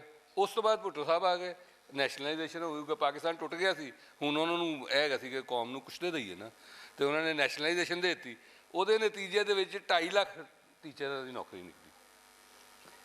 69 ਦੇ ਵਿੱਚ ਪਹਿਲੇ ਭਰਤੀ ਹੋਈ, ਫਿਰ ਉਸ ਤੋਂ ਬਾਅਦ ਉਹ 2.5 ਲੱਖ ਟੀਚਰ ਜਿਹੜੇ ਹੈਗੇ ਨੇ ਉਹ ਵੀ ਬਗੈਰ ਕਿਸੇ, ਅੱਛਾ ਹਾਂ ਹਾਂਜੀ ਅੱਛਾ ਉਹ ਨਹੀਂ, ਲੇਕਿਨ ਮੈਂ ਕਹਿੰਦਾ 2.5 ਲੱਖ ਜਿਹੜਾ ਨया ਟੀਚਰ ਐਂਟਰ ਹੋਇਆ ਸਿਸਟਮ ਦੇ ਵਿੱਚ, ਉਹ ਵੀ M.Ed ਔਰ B.Ed ਨਹੀਂ ਹੈਗੇ ਸੀ।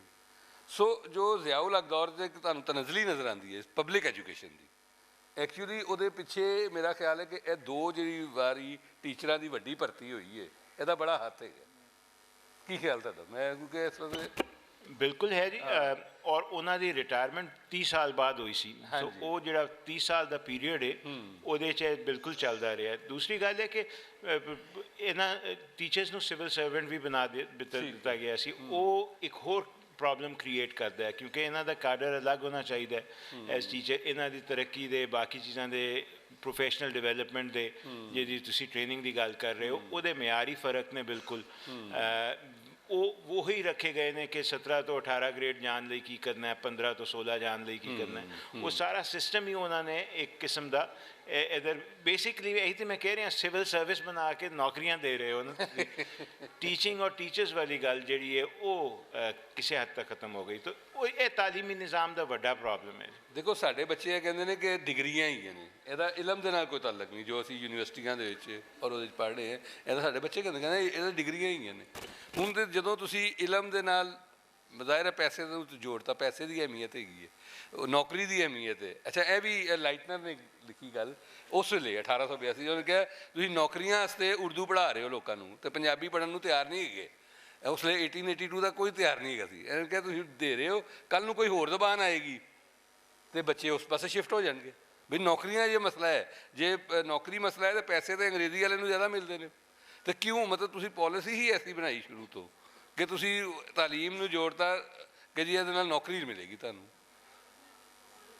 ਹਾਂ ਜੀ, ਹਾਂ ਕਰੋ ਕਰੋ। ਮੇਰਾ ਖਿਆਲ ਹੈ ਜੀ ਕਿ ਤੁਸੀਂ ਸਾਜ਼ਿਸ਼ ਦੀ ਗੱਲ ਕੀਤੀ ਹੈ।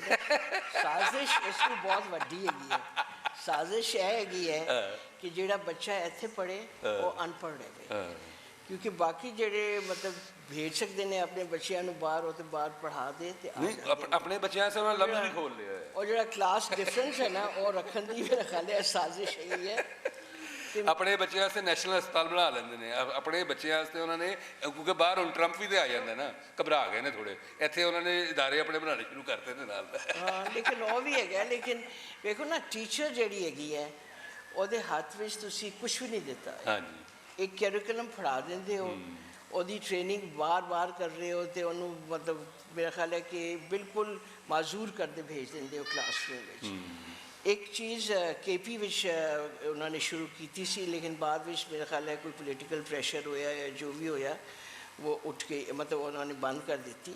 ਉਹਨਾਂ ਨੇ ਕਿਹਾ ਕਿ ਜੀ ਹਰ ਟੀਚਰ ਦਾ ਹਰ ਸਕੂਲ ਵਿੱਚ ਉਹ ਇੱਕ ਲੋਕਲ ਕੰਟੈਂਟ ਰੱਖਣਗੇ ਕਿ 20% ਜਿਹੜਾ ਤੁਹਾਡਾ ਕੈਰੀਕੂਲਮ ਹੈਗਾ ਉਹਦੇ ਵਿੱਚ ਟੀਚਰ ਲੋਕਲ ਕੰਟੈਂਟ ਰੱਖਣਗੇ। ਉਹਦੇ ਵਿੱਚ ਫਾਇਦਾ ਇਹ ਹੁੰਦਾ ਹੈ ਕਿ ਜੀ ਜਿਹੜੇ ਉਹਨਾਂ ਦੇ ਆਪਣੇ ਮਾਹੌਲ ਦੇ ਮੁਤਾਬਿਕ ਜਿਹੜਾ ਉਹਨਾਂ ਦਾ ਕਲਚਰ ਹੈਗਾ, ਕਹਾਣੀਆਂ ਹੈਗੀਆਂ ਨੇ, ਖੇਡਾਂ ਹੈਗੀਆਂ ਨੇ, ਜੋ ਕੁਛ ਵੀ ਹੈ ਉਹ ਸਾਰੀ ਉਸ ਸਕੂਲ ਵਿੱਚ ਆ ਜਾਂਦੀਆਂ ਨੇ ਅਤੇ ਨਾਲ ਉਹਦੀ ਜ਼ਬਾਨ ਵੀ ਜ਼ਾਹਿਰ ਹੈ ਉਸੇ ਜ਼ਬਾਨ ਵਿੱਚ ਹੈਗਾ। ਅਤੇ ਉਹ ਉਹਨਾਂ ਨੇ ਫਿਰ ਮਤਲਬ ਪਾਕਿਸਤਾਨ ਵਿੱਚ ਤਾਂ ਫਿਰ ਵਨ ਸਿੰਗਲ ਆ ਗਿਆ, ਕੈਰੀਕੂਲਮ ਆ ਗਿਆ। ਇੱਥੇ ਤਾਂ ਐਕਸਪੈਰੀਮੈਂਟ ਉੱਤੇ ਐਕਸਪੈਰੀਮੈਂਟ ਹੁੰਦਾ, ਠੀਕ ਹੈ ਜੀ। ਅਤੇ ਅੱਜ ਤੱਕ ਮੇਰਾ ਖਿਆਲ ਹੈ ਜਿਸ ਤਰ੍ਹਾਂ ਬਾਰੀ ਸਾਹਿਬ ਕਹਿ ਰਹੇ ਨੇ, ਕੋਈ ਇਹੋ ਜਿਹਾ ਪ੍ਰੋਗਰਾਮ ਤਾਂ ਬਣਿਆ ਹੀ ਨਹੀਂ ਜਿਹੜਾ ਕਾਮਯਾਬ ਹੋਵੇ। ਲੇਕਿਨ ਬਹਰਹਾਲ ਜਿਹੜੀ ਅੱਛੀ ਗੱਲ ਹੈਗੀ ਹੈ ਕਿ ਇੰਡੀਵਿਜੂਅਲ ਐਫਰਟਸ ਤੁਹਾਨੂੰ ਨਜ਼ਰ ਆਉਂਦੇ ਨੇ ਅਤੇ ਉਹ ਬਹੁਤ ਹੀ ਮਤਲਬ ਇੰਸਪਾਇਰਿੰਗ ਕਿਸਮ ਦੇ ਐਫਰਟਸ ਹੈਗੇ ਨੇ। ਕਿ ਹੁਣ ਮੈਂ ਇੱਕ ਸਕੂਲ ਦਾ ਜ਼ਿਕਰ ਕਰ ਸਕਦੀ ਹਾਂ ਕਿਉਂਕਿ ਉਹ ਹਾਲ ਵਿੱਚ ਆਏ ਸਨ ਥਾਪ ਵਿੱਚ, ਉਹਨਾਂ ਨੇ ਆਪਣਾ ਪੂਰਾ ਦੱਸਿਆ ਵੀ ਜਿਹੜਾ ਜ਼ੋਇਆ ਸਕੂਲ ਸਿਸਟਮ ਹੈਗਾ। ਉਹ ਸਕੂਲ ਸਿਸਟਮ ਵਾਜ਼ ਇੰਸਪਾਇਰਿੰਗ ਕਿ ਜੀ ਇਸ ਤਰ੍ਹਾਂ ਵੀ ਪੜ੍ਹਾਈ ਹੋ ਸਕਦੀ ਹੈ। ਅੱਛਾ।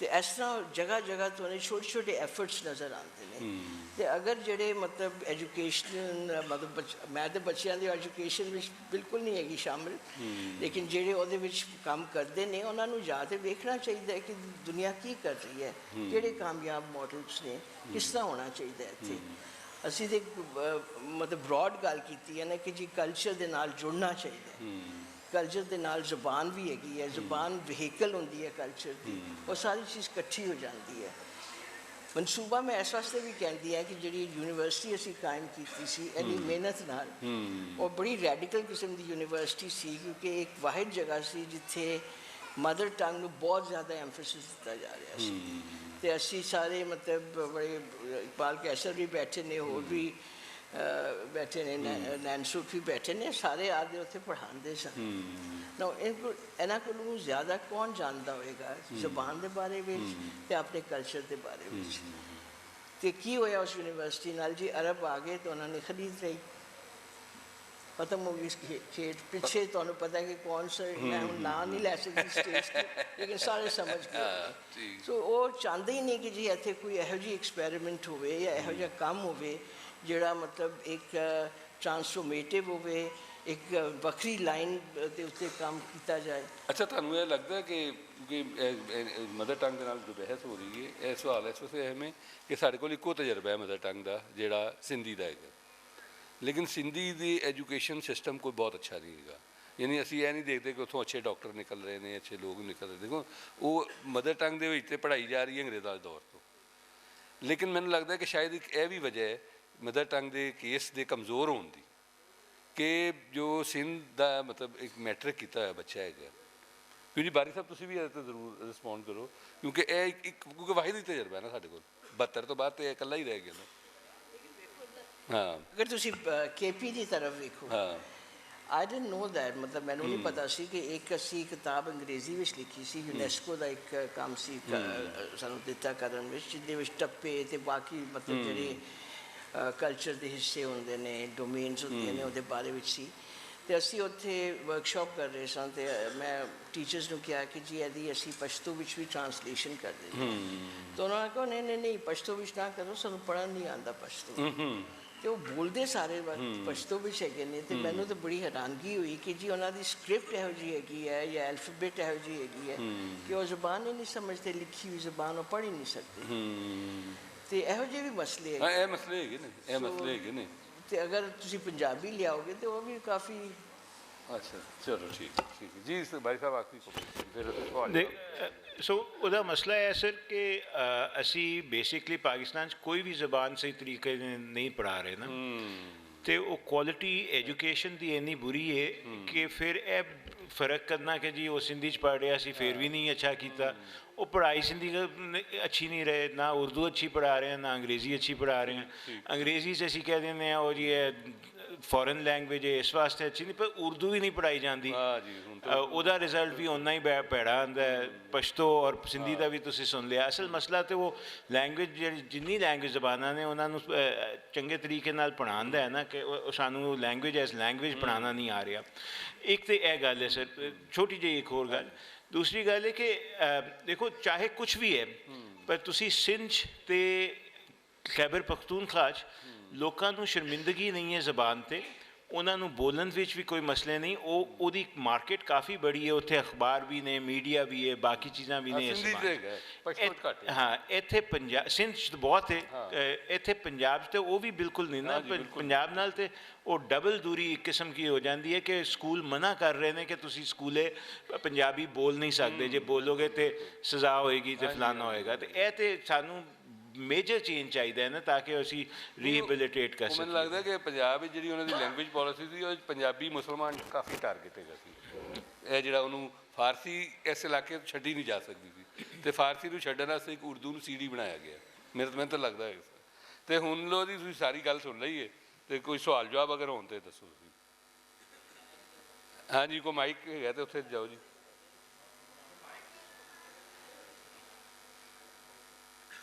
ਹਾਂਜੀ ਹਾਂਜੀ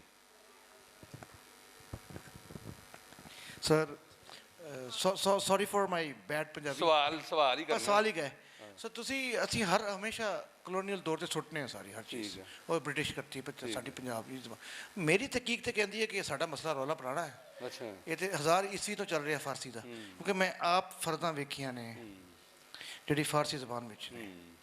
ਤੇ ਇੱਕ ਇਹ ਸਵਾਲ ਹੈ, ਦੂਸਰਾ ਜੁਜ਼ ਇਹ ਹੈ ਕਿ ਅਸੀਂ ਇੱਥੇ ਬਹਿ ਕੇ ਹਮੇਸ਼ਾ ਕਰਦੇ ਰਹਿੰਦੇ ਹਾਂ ਕਿ ਪੰਜਾਬੀ ਨੂੰ ਇੰਪਲੀਮੈਂਟ ਨਹੀਂ ਕੀਤਾ। ਸਰ ਇਹ ਕੰਮ ਕਿਸ ਦਾ ਹੈ? ਦੋ ਸਵਾਲ ਨੇ, ਸ਼ੁਕਰੀਆ। ਠੀਕ ਹੈ, ਠੀਕ। ਹਾਂਜੀ, ਕੋਈ ਸਵਾਲ ਦਾ ਜਵਾਬ ਤੁਸੀਂ ਦੇਣਾ ਚਾਹੋਗੇ? ਸੌਰੀ, ਦੂਸਰਾ ਸਵਾਲ ਨਹੀਂ ਸੁਣਿਆ, ਪਹਿਲਾਂ ਮੈਂ ਸੁਣ ਲਿਆ ਸੀ ਫਾਰਸੀ ਵਾਲਾ, ਦੂਸਰਾ ਨਹੀਂ ਸਮਝ ਸੀ। ਦੂਸਰਾ ਹੈ ਕਿ ਅਸੀਂ ਇੱਥੇ ਬਹਿ ਕੇ ਗੱਲ ਕਰਨੇ ਰਹਿੰਦੇ ਹਾਂ ਮਾਸ਼ਾਅੱਲਾ ਕੰਮ ਨਹੀਂ ਕੀਤਾ। ਕਿ ਅਸੀਂ ਪੰਜਾਬੀ ਨੂੰ ਇੰਪਲੀਮੈਂਟ ਨਹੀਂ ਕਰ ਸਕੇ, ਕਿਉਂਕਿ ਆਮ ਆਸਟ੍ਰੇਲੀਅਨ ਸਿਟੀਜ਼ਨ ਤੇ ਦੁਨੀਆ ਦੇ ਹਰ ਕੌਮ ਆਪਣੇ ਆਪ ਨੂੰ ਫਖਰ ਕਰਦੀ ਹੈ ਆਪਣੀ ਮਾਂ ਬੋਲੀ ਨਾਲ, ਸਿਵਾਏ ਪਾਕਿਸਤਾਨ ਦੀ ਪੰਜਾਬੀ ਤੋਂ, ਠੀਕ ਹੈ। ਤੇ ਇਹ ਕੰਮ ਕਿਹਦਾ ਹੈ? ਹੂ ਗੋਨਾ ਇੰਪਲੀਮੈਂਟ ਦੈਟ? ਜੋ ਪਹਿਲਾਂ ਤੁਸੀਂ ਕਿਹਾ ਸੀ ਕਿ ਫਾਰਸੀ ਇੱਥੇ ਪੁਰਾਣੀ ਸਿੱਖੀ ਜਾਂਦੀ ਸੀ, ਇਹ ਬਿਲਕੁਲ ਸਹੀ ਹੈ ਕਿ ਮੁਗਲਾਂ ਦੇ ਵਕਤ ਵਿੱਚ ਤੇ ਈਵਨ ਰਣਜੀਤ ਸਿੰਘ ਦੇ ਵਕਤ ਵਿੱਚ ਫਾਰਸੀ ਪੰਜਾਬ ਵਿੱਚ ਸਰਕਾਰੀ ਜ਼ਬਾਨ ਸੀ, ਲੇਕਿਨ ਗਾਉਂ ਦੇ ਲੈਵਲ ਤੇ, ਪੜ੍ਹਾਈ ਦੇ ਲੈਵਲ ਤੇ ਉਹ ਪੰਜਾਬੀ ਸੀ। ਸੋ ਇਹ ਸਿਰਫ ਇੱਕ ਖਾਸ ਟੌਪ ਲੈਵਲ ਤੇ ਜਿੱਥੇ ਟੈਕਸ ਲਿੱਤਾ ਜਾਂਦਾ ਸੀ, ਜਿੱਥੇ ਗਵਰਨਰ ਨਾਲ ਗੱਲ ਕੀਤੀ ਜਾਂਦੀ ਸੀ, ਕੋਈ ਫਰਮਾਨ ਹੁੰਦਾ ਸੀ ਫਾਰਸੀ 'ਚ, ਲੇਕਿਨ ਕੋਈ ਚਾਕਾ ਨਹੀਂ ਸੀ। ਆਈ ਬਿਲੀਵ ਕੋਈ, ਮੈਂ ਖੁਦ ਤੇ ਬਹੁਤ ਸਾਰੇ ਨਹੀਂ- ਵਾਕਿਆਤ ਹੈਗੇ ਨੇ ਪੰਜਾਬੀ ਦੀ, ਉਹਨੂੰ ਪੰਜਾਬੀ ਦੇ ਵਿੱਚ ਹੀ ਕਹਿੰਦੇ ਸਾਨੂੰ, ਉਹ ਫਾਰਸੀ ਦੇ ਵਿੱਚ ਵੀ ਚੀਜ਼ਾਂ ਸਮਝ ਕੇ ਫਿਰ ਪੰਜਾਬੀ 'ਚ ਹੀ ਆਰਡਰ ਕਰਦਾ ਸੀ। ਤੇ ਦੂਸਰਾ ਮੈਂ ਕਹਾਂਗਾ ਕਿ ਇੱਥੇ ਔਰ ਦੂਸਰਾ ਹੈ ਕਿ ਲੈਂਗੁਏਜ ਨੂੰ ਐਜ਼ ਏ ਟੂਲ ਇਸਤੇਮਾਲ ਕਰਨਾ, ਇਹ ਨੇਸ਼ਨ ਸਟੇਟ ਦਾ ਕੰਮ ਹੈ, ਇਹ ਬਾਦਸ਼ਾਹਾਂ ਦਾ ਕੰਮ ਨਹੀਂ ਹੈਗਾ। ਬਾਦਸ਼ਾਹਾਂ ਦੇ ਜ਼ਮਾਨੇ ਨੂੰ ਤੁਸੀਂ ਅੱਜ ਦੇ ਨੇਸ਼ਨ ਸਟੇਟ ਨਾਲ ਜੋੜਨਾ, ਕਿਉਂਕਿ ਨੇਸ਼ਨ ਸਟੇਟ ਨੇ ਮੀਡੀਆ, ਲਾਅ, ਇਹ ਸਾਰੇ ਘੁੰਮੇ ਜਿਹੜੇ ਹੈਗੇ ਨਾ ਤੁਹਾਨੂੰ ਘੁਮਾਉਣ ਵਾਸਤੇ ਬਣਾਏ ਨੇ ਉਹਨਾਂ ਨੇ। ਜੀ ਸਰ। ਦੂਸਰੇ ਸਵਾਲ ਤੇ ਜੀ ਕੰਮ ਤੇ ਜ਼ਾਹਿਰ ਹੈ ਸਭ ਦਾ ਹੀ ਹੈ। ਇਹਦੇ 'ਚ ਸਭ ਤੋਂ ਵੱਡਾ ਇਹ ਮਸਲਾ ਹੁਣ ਆ ਰਿਹਾ ਹੈ ਕਿ ਇੱਥੇ ਹੁਣ ਜਿਹੜੀ ਪੇਰੈਂਟਲ ਡਿਮਾਂਡ ਵੀ ਕਹਿੰਦੇ ਨੇ ਨਾ, ਉਹਨਾਂ ਨੂੰ ਤੁਸੀਂ ਕਹੋ ਨਾ ਪੇਰੈਂਟਸ ਨੂੰ ਕਿ ਅਸੀਂ ਤੁਹਾਡੇ ਬੱਚੇ ਨੂੰ ਪੰਜਾਬੀ 'ਚ ਪੜ੍ਹਾਵਾਂਗੇ, ਤੇ ਉਹਦਾ ਪੁਸ਼ਬੈਕ ਵੀ ਬਹੁਤ ਆਉਂਦਾ ਹੈ ਕਿ ਯਾਰ ਇਹ ਕੀ ਕਰ ਰਹੇ ਹੋ, ਪਹਿਲੇ ਪਸ਼ਤੋ ਨਹੀਂ ਪੜ੍ਹਨਾ ਚਾਹੁੰਦੇ, ਪਹਿਲੇ ਹੀ ਨੌਕਰੀ ਨੂੰ ਅੰਗਰੇਜ਼ੀ ਆਉਂਦੀ ਨਹੀਂ ਹੈ, ਤੁਸੀਂ ਇਹ ਚਾਹੁੰਦੇ ਹੋ ਸਾਡੇ ਬੱਚੇ ਪੰਜਾਬੀ 'ਚ ਰਹਿਣ ਤੇ ਅਸ਼ਰਾਫੀਆ ਜਿਹੜੀ ਹੈ ਉਹ ਅੰਗਰੇਜ਼ੀ ਜਾ ਕੇ ਅੱਛੀ ਨੌਕਰੀਆਂ ਕਰ ਲੈ। ਅਸਲ 'ਚ ਮੈਂ ਫਿਰ ਵਾਪਸ ਜਾਵਾਂ ਕਿ ਅਸੀਂ ਇਹ ਸੈਪਰੇਟ ਨਹੀਂ ਕਰ ਸਕੇ ਕਿ ਬਈ ਦੇਖੋ ਪੰਜਾਬੀ 'ਚ ਪੜ੍ਹਾਉਣਾ, ਜਿਹੜੇ ਜ਼ਿਆਦਾ ਬੱਚੇ ਪੰਜਾਬੀ ਤੋਂ ਆ ਰਹੇ ਨੇ, ਉਹਦਾ ਜਿਸ ਤਰ੍ਹਾਂ ਮੈਂ ਜ਼ਿਕਰ ਕੀਤਾ ਸੀ ਇੱਕ ਐਜੂਕੇਸ਼ਨਲ ਬੈਨੀਫਿਟ ਵੀ ਹੈ। ਦੂਸਰੀ ਚੀਜ਼ ਕਿ ਸਾਰੀ ਜ਼ਬਾਨਾਂ ਸਾਨੂੰ ਜੋ ਵੀ ਪੜ੍ਹਾਈਏ ਅਸੀਂ, ਅੰਗਰੇਜ਼ੀ, ਉਰਦੂ, ਪੰਜਾਬੀ, ਉਹ ਚੰਗੇ ਤਰੀਕੇ ਨਾਲ ਪੜ੍ਹਾਉਣੀ ਪੈਣਗੀ। ਪ੍ਰੋਬਲਮ ਹੈ ਕਿ ਅਸੀਂ ਉਹ ਕਿਉਂਕਿ ਚੰਗੇ ਤਰੀਕੇ ਨਾਲ ਨਹੀਂ ਪੜ੍ਹਾ ਰਹੇ, ਤੇ ਇਹ ਮੀਡੀਅਮ ਔਰ ਲੈਂਗੁਏਜ ਵਾਲੀ ਡਿਬੇਟ ਦੋਨੋਂ ਹਮੇਸ਼ਾ ਮਿਕਸ ਹੋ ਜਾਂਦੀਆਂ ਨੇ। ਅੰਗਰੇਜ਼ੀ ਮੀਡੀਅਮ ਕਰਨ ਨਾਲ ਅੰਗਰੇਜ਼ੀ ਨਹੀਂ ਆਉਂਦੀ, ਉਹ ਅਸੀਂ ਹੁਣ ਦੇਖ ਲਿਆ 70 ਸਾਲ 'ਚ ਨਾ, ਤੇ ਨਾ ਹੀ ਉਰਦੂ ਆਉਂਦੀ ਹੈ ਵੈਸੇ ਉਰਦੂ ਮੀਡੀਅਮ ਕਰਨ ਨਾਲ। ਸੋ ਇਹ ਦੋਨੋਂ ਡਿਬੇਟ ਸੈਪਰੇਟ ਕਰਕੇ ਸਾਨੂੰ ਕਰਨਾ ਪਏਗਾ ਕਿ ਮੀਡੀਅਮ ਪਹਿਲੇ ਪੰਜਾਬੀ ਰੱਖਣਾ ਬੱਚੇ ਲਈ ਬਿਹਤਰ ਹੈ, ਉਹ ਮਾਂ ਬੋਲੀ ਦਾ ਫਾਇਦਾ ਹੋਏਗਾ, ਔਰ ਦੂਸਰਾ ਫਿਰ ਕਿ ਕਿਹੜੀਆਂ 2-3 ਜ਼ਬਾਨਾਂ ਤੁਸੀਂ ਪੜ੍ਹਾਉਣਾ ਚਾਹੁੰਦੇ ਹੋ, ਉਹਨਾਂ ਨੂੰ ਪੜ੍ਹਾਉਣ ਦਾ ਸਹੀ ਤਰੀਕਾ ਕੀ ਹੈ, ਐਜ਼ ਲੈਂਗੁਏਜ ਪੜ੍ਹਾਉਣਾ, ਤਾਂ ਕਿ ਬੱਚਾ 5ਵੀਂ 6ਵੀਂ ਚੌਥੀ ਜਦੋਂ ਵੀ ਤੁਸੀਂ ਉਹਨੂੰ 5-6 ਸਾਲ ਗੁਜ਼ਰ ਜਾਣ ਉਸ ਜ਼ਬਾਨ 'ਚ, ਤਾਂ ਇਸ ਕਾਬਿਲ ਹੋਏ ਕਿ ਜ਼ਬਾਨ ਦੀ ਬੇਸਿਕ ਕਾਫੀ ਸਮਝ ਆ ਚੁੱਕੀ ਹੋਏ। ਅਸੀਂ ਉਹ ਦੋਨੋਂ ਚੀਜ਼ਾਂ ਨਹੀਂ ਕਰ ਪਾ ਰਹੇ। ਬਿਲਕੁਲ ਜੀ ਇੱਕ ਸਵਾਲ ਛੋਟਾ ਜੀ ਜਿਹਾ। ਅੱਛਾ ਸਰ, ਜਦੋਂ ਅਸੀਂ ਪੋਲੀਟੀਕਲੀ ਕਰੈਕਟ ਹੁੰਦੇ ਹਾਂ ਤਾਂ ਬੜਾ ਚੰਗਾ ਲੱਗਦਾ, ਔਰ ਤੁਸੀਂ ਇਹ ਵੀ ਕਹਿ ਸਕਦੇ ਹੋ ਕਿ two wrongs can't make a right ਮੇਰੇ ਸਵਾਲ ਦੇ ਉੱਤੇ, ਲੇਕਿਨ ਜਦੋਂ ਉਰਦੂ ਲਾਗੂ ਹੁੰਦੀ ਹੈ ਕੋਲੋਨਾਈਜ਼ਰਸ ਵੱਲੋਂ, ਤੇ ਉਦੋਂ ਜ਼ਾਹਿਰ ਆਵਾਮ ਕੋਲੋਂ ਨਹੀਂ ਸੀ ਪੁੱਛਿਆ ਗਿਆ। ਉਸ ਤੋਂ ਬਾਅਦ ਜਦੋਂ ਕਾਇਦ ਆਜ਼ਮ ਸਾਹਿਬ ਐਲਾਨ ਕਰਦੇ ਨੇ, ਉਦੋਂ ਵੀ ਆਵਾਮ ਕੋਲੋਂ ਨਹੀਂ ਸੀ ਪੁੱਛਿਆ ਗਿਆ। 71 'ਚ ਤੁਸੀਂ ਉਹ ਕਰ ਲਿਆ। 2025 'ਚ ਅਸੀਂ ਕਹਿੰਦੇ ਹਾਂ ਕਿ ਜ਼ਬਰਦਸਤੀ ਨਹੀਂ ਕਰਨੀ ਦਾ ਲਫ਼ਜ਼ ਇਸਤੇਮਾਲ ਕਰਨੇ ਆ। ਅੱਛਾ, ਅਗਰ ਜ਼ਬਰਦਸਤੀ ਨਹੀਂ ਕਰਨੀ ਤੇ ਪਿਆਰ ਨਾਲ ਕਿਵੇਂ ਪੜ੍ਹਾਉਣਾ, ਕਿਉਂਕਿ ਲੋਕ ਤਾਂ ਪੜ੍ਹਨਾ ਨਹੀਂ ਚਾਹ ਰਹੇ। ਪਸ਼ਤੋ ਲੈਂਗੁਏਜ ਦਾ ਵੀ ਤੁਸੀਂ ਦੱਸਿਆ ਔਰ ਪੰਜਾਬੀ ਦਾ ਵੀ ਉਹੀ ਮਾਮਲਾ। ਲੇਕਿਨ 14 ਅਪ੍ਰੈਲ ਪੰਜਾਬੀ ਕਲਚਰ ਡੇ ਮਨਾਇਆ ਜਾਂਦਾ ਹੈ, ਔਰ ਉਹ ਸੇਵਕਾਂ ਦੀ ਕੋਸ਼ਿਸ਼ ਨਾਲ ਗਵਰਨਮੈਂਟ ਨਹੀਂ ਮੰਨਿਆ, ਔਰ ਉਹਨਾਂ ਨੇ ਲੋਕਾਂ ਨੂੰ ਪੁੱਛਿਆ ਕੋਈ ਨਹੀਂ ਕਿ ਤੁਸੀਂ ਪੰਜਾਬੀ ਕਲਚਰ ਡੇ ਮਨਾਉਣਾ ਜਾਂ ਅਰਬ ਕਲਚਰ ਡੇ ਮਨਾਉਣਾ, ਜਿਹੜਾ ਉਹਨਾਂ 'ਤੇ ਬਹੁਤਾ ਦਿਲ ਕਰਦਾ ਉਹਨਾਂ ਦਾ ਮਨਾਉਣ 'ਤੇ ਉਹ ਛੋਟੀ ਜਿਹੀ ਘੁੱਗੀ ਮਾਰੀ ਤੇ ਹੁਣ ਸਾਰੇ ਸਕੂਲ ਦੇ ਬੱਚੇ ਪੰਜਾਬੀ ਕਲਚਰ ਡੇ ਮਨਾਉਂਦੇ ਨੇ। ਸੋ ਅਸੀਂ ਕਿੰਨਾ ਕੁ ਪੋਲੀਟੀਕਲ ਕਰੈਕਟ ਰਹਿ ਸਕਦੇ ਹਾਂ ਔਰ ਕਿੰਨਾ ਗਰਾਊਂਡ ਰਿਐਲਿਟੀ ਨੂੰ ਵੇਖਦਿਆਂ ਹੋਇਆਂ ਕੁਛ ਹੈ ਇੰਪਲੀਮੈਂਟ ਕਰ ਸਕਦੇ ਹਾਂ ਕਿ ਹੁਣ ਅਗਰ ਪੰਜਾਬੀ ਲਾਗੂ ਕਰਨੀ ਹੈ ਤਾਂ ਕਿਵੇਂ ਲੋਲੋ ਪੋਚੋ ਕਰਕੇ ਲਾਣੀ ਹੈ, ਡੰਡੇ ਨਾਲ ਲਾਣੀ ਹੈ, ਜਾਂ ਸਿਆਸਤ ਨਾਲ ਲਾਣੀ ਹੈ, ਐਕਟਿਵਿਜ਼ਮ ਨਾਲ ਲਾਣੀ ਹੈ? What could be the best possible way? ਹਾਂਜੀ, ਦੇਖੋ ਇਹਦੇ ਇੱਕ ਮਸਲਾ ਤਾਂ ਇਹ ਹੈਗਾ ਕਿ ਲੈਂਗੁਏਜ ਲਰਨਿੰਗ, ਮਤਲਬ ਲੈਂਗੁਏਜ ਲਰਨਿੰਗ ਤਾਂ ਹੈ ਹੀ ਨਹੀਂ। ਜ਼ਬਾਨ ਕੋ ਕਹਿ ਰਹੇ ਹੋ ਕਿਹੜੀ ਵੀ ਲਾ ਦਿਓ, ਨਤੀਜਾ ਕੋਈ ਨਹੀਂ ਨਿਕਲੇਗਾ, ਕਿਉਂਕਿ ਤੁਸੀਂ ਜ਼ਬਾਨ ਪੜ੍ਹਾ ਹੀ ਨਹੀਂ ਰਹੇ ਉਹਨੂੰ, ਜ਼ਬਾਨ ਸਿਖਾਉਣ ਦਾ ਕੰਮ ਹੀ ਨਹੀਂ ਹੋ ਰਿਹਾ, ਤੇ ਉਹਨੂੰ ਵੀ ਠੀਕ ਕਰਨਾ ਜ਼ਰੂਰੀ ਹੈ। ਉਸ ਤੋਂ ਬਗੈਰ ਅਗਰ ਪੰਜਾਬੀ ਕਹਿਣ ਨਾਲ ਲਾਤੀ ਹੈ ਫਿਰ ਵੀ ਨਹੀਂ ਹੋਣਾ ਕੁਛ। ਜੀ ਸਰ। ਜੀ ਆਖਰੀ ਕੁਐਸਚਨ ਬਸ ਜੀ ਜੀ ਹਰਜੀਤ ਸਿੰਘ। ਆਮਰ ਸਾਹਿਬ, ਮੇਰਾ ਜਿਹੜਾ ਸਵਾਲ ਵੀ ਹੈ ਤੇ ਕੁਛ ਮੈਂ ਸਾਂਝਾ ਵੀ ਕਰਨਾ ਚਾਹੁੰਦਾ ਜੀ ਜੀ ਪੰਜਾਬੀ ਦੇ ਮਾਮਲੇ 'ਚ।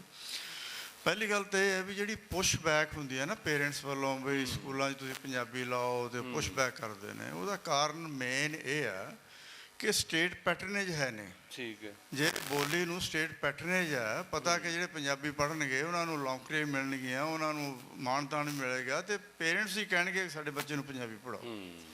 ਸੋ ਇੱਕ ਤਾਂ ਇਹ ਗੱਲ ਹੈ। ਦੂਜੀ ਗੱਲ ਇਹ ਹੈ ਕਿ ਜਿੰਨੀ ਦੇਰ ਇਹ ਕਿਸੇ ਪੋਲੀਟੀਕਲ ਪਾਰਟੀ ਦੇ ਏਜੰਡੇ ਤੇ ਨਹੀਂ ਆਉਂਦੀ ਨਾ ਚੀਜ਼ ਕਿ ਅਸੀਂ ਲਾਗੂ ਕਰਨੀ ਹੈ, ਫਿਰ ਵੀ ਬਹੁਤ ਮੁਸ਼ਕਿਲ ਆ ਪੰਜਾਬੀ ਨੂੰ ਲਾਗੂ ਕਰਨਾ। ਤੀਜੀ ਗੱਲ ਇਹ ਹੈ ਕਿ ਜਿਹੜੇ ਵੀ ਐਜੂਕੇਸ਼ਨ ਪੜ੍ਹਾਈ ਜਾਂਦੀ ਹੈ, ਆਪਾਂ ਜਾਣਦੇ ਹਾਂ ਕਿ ਹਰ ਸਟੇਟ ਦਾ ਇੱਕ ਏਜੰਡਾ ਹੁੰਦਾ ਕਿ ਅਸੀਂ ਕਿਸ ਤਰ੍ਹਾਂ ਦੇ ਬੰਦੇ ਘੜਨੇ ਨੇ, ਹਾਂਜੀ, ਕੋਈ ਤੋਤੇ ਬਣਾਉਣੇ ਨੇ ਜਾਂ ਕੋਈ ਵਿਚਾਰਵਾਨ ਬਣਾਉਣਾ। ਤੇ ਚੌਥੀ ਗੱਲ ਆਪਾਂ ਇਹ ਵੀ ਜਾਣਦੇ ਹਾਂ ਕਿ ਜਿਹੜੀ ਇਸ ਤਰ੍ਹਾਂ ਦੀ ਐਜੂਕੇਸ਼ਨ ਹੈ, ਤੋਤੇ ਬਣਾਉਣ ਦੀ ਕਹਿ ਲਓ, ਜੋ ਐਗਜ਼ਾਮਪਲ ਮੈਂ ਤੁਸੀਂ ਜਾਣਦੇ ਹੋ ਪਰ ਮੈਂ ਸ਼ੇਅਰ ਕਰ ਲੈਣ ਦੁਬਾਰੇ। ਜਦੋਂ ਇੰਗਲੈਂਡ ਦੇ ਵਿੱਚ ਪਹਿਲੀ ਦਫਾ ਇਹ ਗੱਲ ਚੱਲੀ ਕਿ ਇੱਥੇ ਡੈਮੋਕ੍ਰੇਸੀ ਹੋਣੀ ਚਾਹੀਦੀ ਹੈ, ਹਰ ਬੰਦੇ ਨੂੰ ਵੋਟ ਦਾ ਹੱਕ ਹੋਣਾ ਚਾਹੀਦਾ ਤੇ ਹਰ ਬੰਦੇ ਦਾ ਵੋਟ ਦਾ ਹੱਕ ਬਰਾਬਰ ਹੋਏਗਾ, ਤਾਂ ਉਸ ਵੇਲੇ ਖਤਰਾ ਇਹ ਹੋਇਆ ਜੀ, ਜਿਹੜੇ ਚੌਧਰੀ ਸੀਗੇ, ਵੀ ਜੇ ਹਰ ਇੱਕ ਨੂੰ ਹੀ ਵੋਟ ਦਾ ਹੱਕ ਬਰਾਬਰ ਮਿਲ ਗਿਆ ਤੇ ਸਾਡਾ ਰਾਜ ਕਿੱਦਾਂ ਰਹੂਗਾ, ਤੇ ਬ੍ਰਾਹਮਣ ਕੀ ਕਰੇਗਾ ਫਿਰ? ਹਾਂ, ਤਾਂ ਬੜੀ ਇਸ ਗੱਲ ਤੇ ਬਹਿਸ ਹੋਈ, ਗਾਇਬ ਹੋ ਗਿਆ। ਹਾਂ, ਬੜੀ ਇਸ ਗੱਲ ਤੇ ਬਹਿਸ ਹੋਈ। ਅਲਟੀਮੇਟਲੀ ਗੱਲ ਇਹ ਹੋਈ ਕਿ ਤੁਸੀਂ ਬੰਦਿਆਂ ਦੀ ਨਫ਼ਰੀ ਤੋਂ ਨਾ ਡਰੋ ਕਿ ਉਹ ਮੈਜੋਰਿਟੀ 'ਚ ਨੇ, ਉਹਨਾਂ ਦੇ ਮਾਈਂਡ ਕੈਪਚਰ ਕਰੋ। ਹਾਂਜੀ, ਜਦੋਂ ਤੁਸੀਂ ਉਹਨਾਂ ਦੇ ਮਾਈਂਡ ਕੈਪਚਰ ਕਰ ਲਏ ਤੇ ਤੁਸੀਂ ਰਾਜ ਕਰ ਲਓਗੇ। ਤੇ ਥੋੜ੍ਹਾ ਜਿਹਾ ਮੈਂ ਤੁਹਾਡੇ ਨਾਲ ਸ਼ੇਅਰ ਕਰਨਾ ਚਾਹੁੰਦਾ ਆਸਟ੍ਰੇਲੀਆ ਦਾ, ਮੈਂ ਕਿਉਂਕਿ ਵਿਕਟੋਰੀਆ ਸਟੇਟ ਆ ਸਾਡੀ, ਬਾਕੀ ਸਟੇਟਾਂ ਦੀ ਵੀ ਗੱਲ ਕਰ ਲੈਣਾ, ਕਿ ਉੱਥੇ ਸਾਡੀ ਇੱਕ ਮਾਈਨੋਰਿਟੀ ਹੈ ਪੰਜਾਬੀਆਂ ਦੀ, ਅਸੀਂ 2.5-3 ਲੱਖ ਹੋਵਾਂਗੇ। ਠੀਕ ਹੈ। ਤੇ ਮੈਂ ਜਦੋਂ ਉੱਥੇ ਗਿਆ ਸਾਂ, ਕਿਉਂਕਿ ਮੇਰਾ ਇੰਟਰਸਟ ਸੀਗਾ ਐਜੂਕੇਸ਼ਨ ਦਾ, ਤੇ ਅਸੀਂ ਉੱਥੇ ਜਦ ਮੈਂ ਸਾਰਾ ਸਟੱਡੀ ਕੀਤਾ, ਜਿਹੜੀ ਵਿਕਟੋਰੀਅਨ ਗਵਰਨਮੈਂਟ ਆ ਉਹ ਬਹੁਤ ਇਨਕਰੇਜ ਕਰਦੀ ਹੈ ਮਲਟੀਕਲਚਰਲਿਜ਼ਮ ਨੂੰ। ਠੀਕ। ਉਹ ਇਹ ਨਹੀਂ ਕਹਿੰਦੇ ਇਕੱਲਾ ਉਰਦੂ ਹੀ ਹੋਏਗਾ, ਉਹ ਕਹਿੰਦੇ ਨਹੀਂ ਅੰਗਰੇਜ਼ੀ ਵੀ ਹੋਏਗੀ, ਹੋਰ ਜ਼ਬਾਨਾਂ ਵੀ ਹੋਣਗੀਆਂ। ਤੇ ਉਹਦੇ ਵਿੱਚ ਉਹਨਾਂ ਨੇ 30 ਦੇ ਕਰੀਬ ਦੂਸਰੀਆਂ ਜ਼ਬਾਨਾਂ ਨੇ ਜਿਨ੍ਹਾਂ ਨੂੰ ਲੋਟ ਲੈਂਗੁਏਜ ਦਾ ਦਰਜਾ ਦਿੱਤਾ ਗਿਆ। LOTE means language other than English. ਜੇ ਤੁਸੀਂ ਉਹ ਜ਼ਬਾਨ ਨੂੰ ਸਕੂਲ ਦੇ ਵਿੱਚ ਪੜ੍ਹਦੇ ਹੋ, 12ਵੀਂ ਤੱਕ ਪੜ੍ਹਦੇ ਹੋ, ਤਾਂ ਜਿਹੜੀ ਵੇਟੇਜ ਆ ਇੱਕ ਹੋਰ ਸਬਜੈਕਟ ਨੂੰ ਜਿੰਨੀ ਆ, ਉਹਦੀ ਜੇ ਤੁਸੀਂ ਲੈਂਗੁਏਜ ਲੈਂਦੇ ਹੋ ਨਾ, ਤਾਂ ਉਹਦੀ ਵੇਟੇਜ ਦੁੱਗਣੀ ਬਣਦੀ ਹੈ। ਸੋ ਇਸ ਕਰਕੇ ਜਦੋਂ ਤੁਸੀਂ ਇਹ 12 ਬੱਚਾ ਕਰਦਾ, ਉਹਦੀ ਮੈਰਿਟ ਦੇ ਵਿੱਚ ਜੇ ਉਹ ਇੱਕ ਐਥਨਿਕ ਲੈਂਗੁਏਜ ਲੈਂਦਾ ਤਾਂ ਉਹ ਹੋਰ ਉੱਪਰ ਜਾਂਦਾ। ਤੇ ਪੰਜਾਬੀ ਲੋਟ ਲੈਂਗੁਏਜ ਦਾ ਸਟੇਟਸ ਵਿਕਟੋਰੀਆ ਸਟੇਟ ਦੇ ਵਿੱਚ ਇਹਨੂੰ ਮਿਲ ਚੁੱਕਾ। ਅੱਛਾ। ਔਰ ਇਹ ਸੈਟਰਡੇ ਨੂੰ ਸਕੂਲ ਜਿਹੜੇ ਲੱਗਦੇ ਨੇ ਉਹਨਾਂ ਵਿੱਚ ਇਹ ਪੜ੍ਹਾਈ ਜਾਂਦੀ ਹੈ। ਮਿਹਰਬਾਨੀ ਜੀ, ਬਹੁਤ ਸ਼ੁਕਰੀਆ। ਹੈਲੋ ਜੀ, ਬਹੁਤ ਸ਼ੁਕਰੀਆ। ਤੇ ਇਹਦੇ ਨਾਲ ਹੀ ਜਿਹੜਾ ਹੈ ਅੱਜ ਦਾ ਜਿਹੜਾ ਸਾਡਾ ਸੈਸ਼ਨ ਹੈ ਆਪੇ ਹੀ ਤਾਂ ਸ਼ੁਰੂ ਹੋ ਗਈ। ਆਮਰ ਜੀ, ਟਾਈਮ ਥੋੜਾ ਹੈ, ਤੁਹਾਡਾ ਨਾਂ ਚਾਂਦ ਸ਼ਕੀਲ ਹੈ, ਤਾਂ ਮਤਲਬ ਇਹ ਨਹੀਂ ਹੈਗਾ।